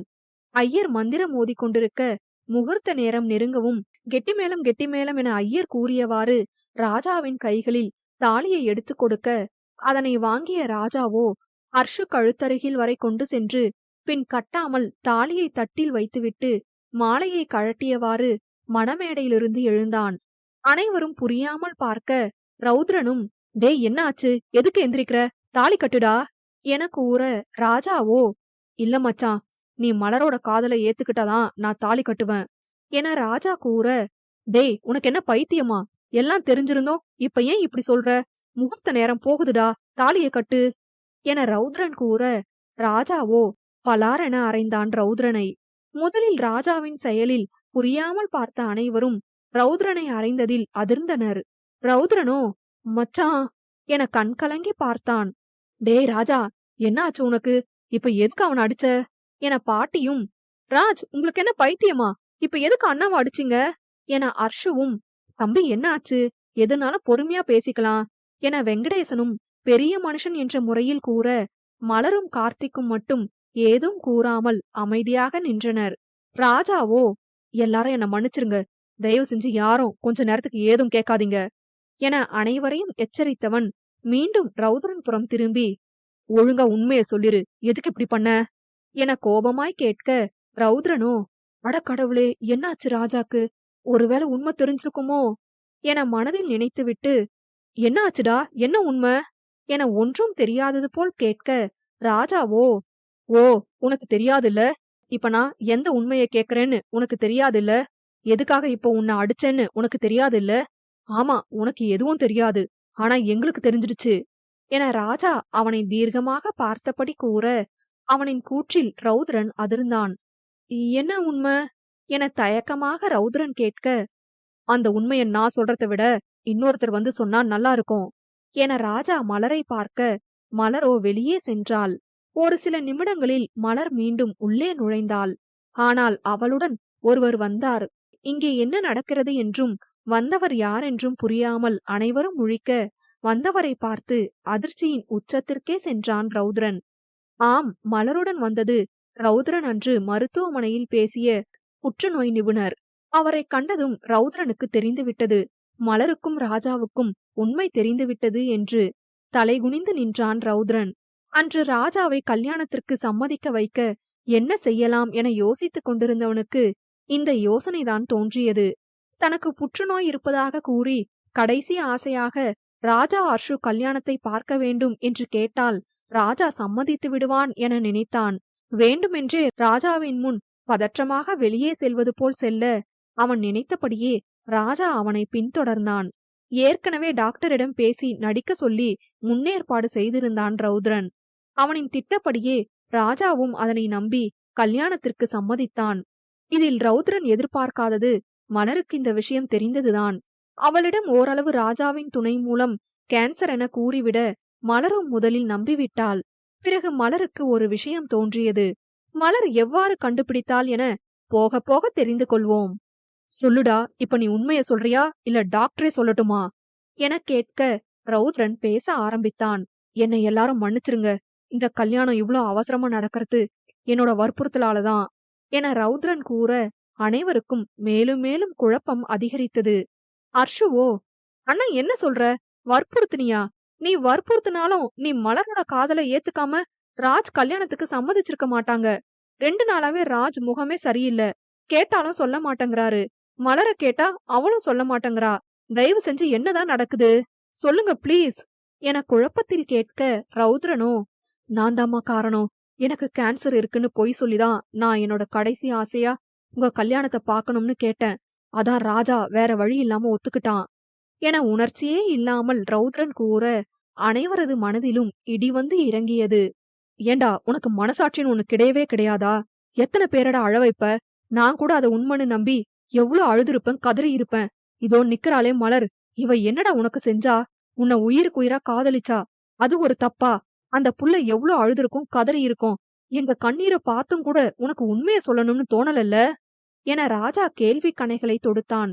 அடுத்து அர்ஷுவோ, என்னன்னா இது, உனக்கு கேன்சர்னு பொய் சொல்லி இந்த கல்யாணத்தை நடத்துற அளவுக்கு இப்ப என்ன அவசியம் வந்துச்சு? இல்ல, எனக்கு இது சின்ன விஷயமா தோணல, இதுக்கு பின்னாடி ஏதோ ஒண்ணு இருக்கு, எனக்கு இப்போ உண்மை தெரிஞ்சாகணும் என கூற, ரௌத்ரனோ மௌனம் சாதித்தான். டேய், ஏன் வாய மூடிட்டு நிக்கிற? வாய திறந்து பேசு. நேத்து மட்டும் மலர் என்கிட்ட இத சொல்லலனா நான் இன்னும் உனக்கு கேன்சர்னு நம்பி அழுதுட்டு இருந்திருப்பேன் என ராஜா அவனை திட்ட, வாயை மட்டும் திறக்கவே இல்லை ரௌத்ரன். நீ வாய திறக்க மாட்ட, நானே எல்லாம் சொல்றேன். இங்க இருக்கிற எல்லாருக்கும் ரௌத்ரன் மலரோட காதலை ஏத்துக்காம இருக்க காரணம், அவன் அம்மாவை சின்ன வயசுல கொன்னுட்டான். அந்த குற்ற உணர்வுல இருக்கிறதுனாலயும் அவன்கிட்ட யார் நெருங்கினாலும் அவன் அவங்களையும் கோபத்துல கொன்னுருவான்னு அவன் பயப்படுறத மட்டும்தான் நினைச்சிட்டு இருக்கீங்க. ஆனா காரணம் அது மட்டும் இல்ல, அவன் மனசுல உள்ள குற்ற உணர்வு பெருசாகி அதுல முட்டாள்தனமா ஒரு முடிவு எடுத்திருக்கான். அதான் மலரை ஏத்துக்க மாட்டேங்கிறான் என ரௌத்ரனை முறைத்தவாறு கூறி கொண்டிருந்தான். The great DSP sir Raudran கூடிய சீக்கிரம் அவரோட தங்கச்சி கல்யாணம் முடிஞ்சதும் தற்கொலை பண்ணிக்கணுங்கிற முடிவுல இருக்காரு. அதுதான் அவர் அவங்க அம்மாவுக்கு செய்யற பிராயச்சித்தமாம். அதான் இந்த பொய், அவசர கல்யாணம், மலரோட காதல் நிராகரிப்பு எல்லாத்துக்கும் காரணம் என ராஜா கடுங்கோபத்தில் கூற, ரௌத்ரன் ஸ்தம்பித்து நின்றான். அவன் மட்டுமல்ல, அனைவரும் தான். மலரோ மௌனமாக கண்ணீர் வடித்தாள். அதனை கண்ட ராஜாவோ, மலர், நீ ஏம்மா அழற? நாம நிறையவே அழுது முடிச்சாச்சு. இப்ப இவன் நம்ம கண்ணீருக்கு பதில் சொல்ல வேண்டிய நேரம். நீ கேளுமா, உனக்குதான் அவன கேள்வி கேட்க வேண்டிய உரிமை இருக்கு என ராஜா கூற, விரக்தியில் சிரித்த மலரோ, என்ன நான் கேட்க சொல்றீங்க? இவர்கிட்ட நான் என்னத்த கேட்க? அவர் மனசு முழுக்க நான் இருக்கேன்னு தெரிஞ்சோம் என்ன வேணாம்னு சொல்றாரு என மலர் கண்ணீர் வடிக்க, அதனை காண பொறுக்காத வெங்கடேசனோ, மலர், நீ எதுக்கு அழுதுட்டு இருக்க? உன் உண்மையான அன்பு அவருக்கு புரியல, அவ்வளவுதான் என கூறி ரௌத்ரனிடம் திரும்பியவர், ஏன் தம்பி, உங்க குற்ற உணர்வு எனக்கு புரியுதுதான், இல்லன்னு சொல்லல. ஆனா என் பொண்ணோட அன்பு உங்களுக்கு கொஞ்சம் கூட புரியல. இந்த அன்பு உங்க குற்ற உணர்வை மாத்தும்னு ஏன் உங்களால நினைக்க முடியல? ஒரு குற்றவாளிய சரியா புரிஞ்சு வச்சு நடவடிக்கை எடுக்கிற உங்களால குற்றமே செய்யாம உங்களுக்காக அழுதுட்டு இருக்கிற என் பொண்ணோட நிலைமை புரியலல்ல? இதுக்கு மேல என் பொண்ணு அழறத என்னால பாக்க முடியாது. மலர், வா போலாம் என வெங்கடேசன் அழைக்க, மலரோ, பா, எனக்கு கொஞ்சம் டைம் வேணும். நான் சொல்ல வேண்டிய விஷயம் இன்னும் கொஞ்சம் இருக்கு. அத சொல்லிட்டு நான் வரேன். சரி, என்ன சொல்லணுமோ சொல்லிட்டு சீக்கிரம் வீட்டுக்கு வந்துரு. ஆனா இந்த காதல் இன்னும் வேணுமான்னு கொஞ்சம் யோசிச்சு பாத்துட்டு வா என கூறிவிட்டு சுப்புவை அழைத்து கொண்டு செல்ல, ராஜாவோ, சார், ஒரு நிமிஷம், பாட்டியையும் கூட்டிட்டு போங்க என கூறிவிட்டு பாட்டியிடம் திரும்பி, பாட்டி, நீங்க வீட்டுக்கு போங்க. இதுக்கு மேல இந்த கல்யாணம் நடக்காது. அர்ஷு, என்ன மன்னிச்சிரு. நம்ம கல்யாணம் சந்தோஷத்துல நடக்கணும்னு ஆசைப்படுறேன். அதான் நீ பாட்டிய கூட்டிட்டு வீட்டுக்கு போ. உனக்கு எல்லாம் நான் வீட்டுக்கு வந்து சொல்றேன். கவலைப்படாதீங்க பாட்டி, தைரியமா வீட்டுக்கு போங்க என கூற, அர்ஷுவும் பாட்டியும் அவர்களோடே சென்றனர். அவர்கள் சென்ற பின், இப்ப உங்களுக்கு நிம்மதியா தீரா? என் மேல உள்ள நம்பிக்கையில எங்க அப்பா என் காதலுக்கு சம்மதம் சொன்னாங்க. இப்ப அந்த நம்பிக்கை என் அப்பாக்கு போயிருச்சு. என் அப்பா கேட்ட அதே கேள்விய நான் இப்ப கேக்குறேன். சொல்லுங்க, என் காதல் உங்க குற்ற உணர்வை மாத்தும்னு கொஞ்சம் கூட உங்களுக்கு தோணலையா? இல்ல என் காதல் மேலேயே நம்பிக்கை இல்லையா? சொல்லுங்க தீரா. இல்ல இந்த மாதிரி எல்லாம் என்ன திட்டி காயப்படுத்தினா காதலும் வேணாம் ஒண்ணும் வேணாம்னு ஓடிடுவேன்னு நினைச்சீங்களா? அப்படி போகிற அளவுக்கு என் காதல கீழ்த்தரமா நினைச்சிட்டீங்களா? சொல்லுங்க தீரா என மலர் கண்ணீருடன் கேட்டுக்கொண்டே போக, அதில் உணர்ச்சி வசப்பட்ட ரௌத்ரனோ, இல்ல இல்ல இல்ல, நீ சொன்ன ஏதும் காரணம் இல்ல. ப்ளீஸ் டி, புரிஞ்சுக்கோ. எனக்கு உன் காதல் நல்லாவே புரியுது. அதனாலதான் எனக்கு பயமா இருக்கு. உங்க யாருக்குமே ஏன் என்னோட நிலைமை புரிய மாட்டேங்குது? நான் எங்க அம்மாவை கொன்ன கொலகாரன். இங்க பாருடி, நான் உன்னோட காதலை ஏத்துக்கிட்டு நாம கல்யாணம் பண்ணி புருஷன் பொண்டாட்டியா ஆயிட்டோம்னா, நான் என்னோட சந்தோஷம், கஷ்டம், கோபம், வெறுப்பு, அன்புன்னு எல்லாத்தையும் உன்கிட்டதான் காமிக்கணும். அந்த மாதிரி ஒரு சூழ்நிலையில என்ன அறியாம கோபம் அதிகமாகி உன்னை ஏதாவது நான் செஞ்சாலும் செஞ்சிடுவேன். மறுபடியும் ஒரு குற்ற உணர்வோட வாழ்றதுக்கு, உன்னை கஷ்டப்படுத்துறதுக்கு முன்னாடியே நான் சாகறது எவ்வளவோ மேல். என்ன மன்னிச்சிருங்க. நான் உயிரோட இருந்தா மலருக்கு என்ன மறக்கறது கஷ்டமா இருக்கும். என்னை யாரும் தடுக்காதீங்க என கூறியவாறு மின்னல் வேகத்தில் வெளியே ஓடி வந்து பைக்கில் பறந்தான் ரௌத்ரன். அவனின் நிலைமை மலருக்கு புரியாமல் இல்லை. எந்த அளவுக்கு அவனுக்கு குற்ற உணர்வு இருந்திருந்தால் தைரியமாக எதிரிகளை வீழ்த்தும் ஒரு காவல்காரன் சாக துணிந்திருப்பான். குற்ற உணர்வு என்பது நம்மை கொஞ்சம் கொஞ்சமாக உயிரோடு கொல்லும் ஓர் உயிர்கொல்லி. தான் தவறு செய்யவில்லை என நம் மனது நம்பினால் மட்டுமே அது நம்மை விட்டு அகலும். இல்லாவிடில் எந்த ஒரு எல்லைக்கும் நம்மை கொண்டு செல்லும். அதுவும் மீண்டும் அதுபோல் நேர்ந்து விடுமோ எனும் பயம் வருவது கொடுமையிலும் கொடுமை. என்னதான் காவல் அதிகாரியாகவே இருந்தாலும் மனம் என்பது அனைவருக்கும் ஒன்றுதானே. நம் ரௌத்ரன் தற்போது அந்நிலையில்தான் இருக்கிறான். ராஜா, மலர், கார்த்திக் அனைவரும் பதறி ஏதாவது செய்து விடுவானோ என அவனின் பின்னே சென்றனர். அதிவேகத்தில் சென்றவன் ஓர் மலையின் உச்சியில் சென்று வண்டியை நிறுத்திவிட்டு விளிம்பில் சென்று துப்பாக்கியை தன் நெற்றியில் வைத்து நின்றான். அதனை கண்ட மூவரும் அதிர்ச்சியாகி அங்கே ஓடினர். டேய் ரௌத்ரா, என்ன காரியம்டா பண்ற? தனமா பண்ணாத என ராஜாவும், தீரா, ப்ளீஸ் தீரா, இறங்கி வாங்க, நீங்க இல்லாம எனக்கு வாழ்க்கை இல்ல என அழுக, கார்த்திக்கோ, ப்ரோ ப்ளீஸ், எதுனால யோசிச்சு பண்ணுங்க. நீங்க செத்தா மட்டும் எல்லாம் சரியாகிருமா என கேட்க, ரௌத்ரனோ, ஆமா, நான் சாகறது மட்டும்தான் ஒரே வழி. என் அம்மா என்ன எவ்வளவு ஆசையா வளர்த்திருப்பாங்க, என் மேல எவ்வளவு பாசம் வச்சிருப்பாங்க. ஆனா நான் கோபப்பட்டு என் அம்மாவை கொன்னு இருக்கேன்னா நான் மனுஷன் இல்ல. இத்தனை நாள் நான் உயிரோட இருக்கிறதுக்கு ஒரு காரணம் இருந்துச்சு. என்ன ஆனாலும் ராஜா என் தங்கச்சியை கைவிட மாட்டான். அதனால இனிமே நான் சாகறதுல எந்த கவலையும் இல்ல. நிதியோட காதலை ஏத்துக்கிட்டு அவளையும் காயப்படுத்தி அந்த குற்ற உணர்வுல வேற நான் வாழணுமா? இல்ல இல்ல, என்னால முடியாது என குற்ற உணர்வு முற்றிய நிலையில் சிறு பிள்ளை போல் கூறிக்கொண்டிருக்க, அதற்கு மேல் பொறுக்க முடியாமல் மலர் வேறு வழியின்றி ரௌத்ரனுக்கு எதிரில் இருக்கும் ஓர் குன்றின் மேல் ஏறி நின்று, தீரா இங்க பாருங்க, நீங்க ஏதாவது பண்ணிக்கிட்டா நானும் இங்கிருந்து குதிச்சிருவேன். சாகணும்னு முடிவு பண்ணிட்டீங்கல்ல, வாங்க சேர்ந்து சாவோம். ஒன்னா வாழதான் கொடுத்து வைக்கல, ஒன்னா சாகவாவது செய்வோம் என மலர் கூற, ராஜாவும் கார்த்திக்கும் மேலும் பதறிவிட்டனர். மலர், நீ என்ன பண்ற? அவன்தான் முட்டாள்தனமா பண்றானா, நீயுமா என ராஜாவும், ஏ மலர் இறங்குடி ப்ளீஸ் என கார்த்திக்கும் கெஞ்ச, ரௌத்ரனோ, ஏய் நீ எதுக்கு இப்ப இப்படி பண்ற? ப்ளீஸ் டி இறங்கு. சாகும்போது கூட என்ன நிம்மதியா சாக விட மாட்டியா? என் வாழ்நாள் முழுக்க நான் குற்ற உணர்வுல இருக்கணும்னு தான் சாகலாம்னு முடிவு பண்ண. சாகும்போதும் நீ செத்து அந்த குற்ற உணர்வும் எனக்கு வரணுமா என கிட்டத்தட்ட ரௌத்ரன் கெஞ்சினான். மலரோ, எனக்கு அத பத்தி எல்லாம் கவலை இல்ல, நீங்க ஏதாவது பண்ணிக்கிட்டா நானும் பண்ணிப்பேன், அவ்வளவுதான் என மலர் பிடிவாதமாக கூற, வேறு வழியின்றி இறங்கினான் ரௌத்ரன். அவனிடமிருந்து துப்பாக்கியை வாங்கிய மலரோ பலாரென அறைந்தாள் அவனை. இப்படிதான் யோசிக்காம முடிவெடுப்பீங்களா தீரா? நீங்க செத்துட்டா மட்டும் நான் உங்களை மறந்துடுவேன்னு நினைக்கிறீங்களா? வேற என்னடி என்ன பண்ண சொல்ற? மனசு முழுக்க காதல் இருந்தோம், அத சொல்ல கூட முடியாம தவிக்கிறேன்டி. உன் காதல் ரொம்ப பெருசு, ஆனா நான் உன்னை கஷ்டம் தாண்டி படுத்துவேன்.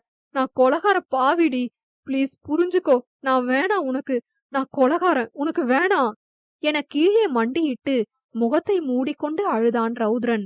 அவன் இவ்வாறு தன்னிலை மறந்து அழுவது மலருக்கு கஷ்டமாக இருந்தாலும், அவன் அவனின் காதலை ஒப்புக்கொண்டது மனதின் ஓரத்தில் குளிர்ச்சியை பரப்பியது. வேற வழி இல்ல, கங்கா அம்மா மூலமாவே உண்மைய சொல்ல வைக்கலாம்னு நினைச்சா அதுக்குள்ள தீரா வேற எதுவும் பண்ணிடக்கூடாது, இப்பவே சொல்லுவோம் என மனதில் நினைத்துவிட்டு, நீங்க கொலகாரம் இல்ல தீரா என மலர் கூறினாள். ரௌத்ரனோ, என்ன சொல்ற?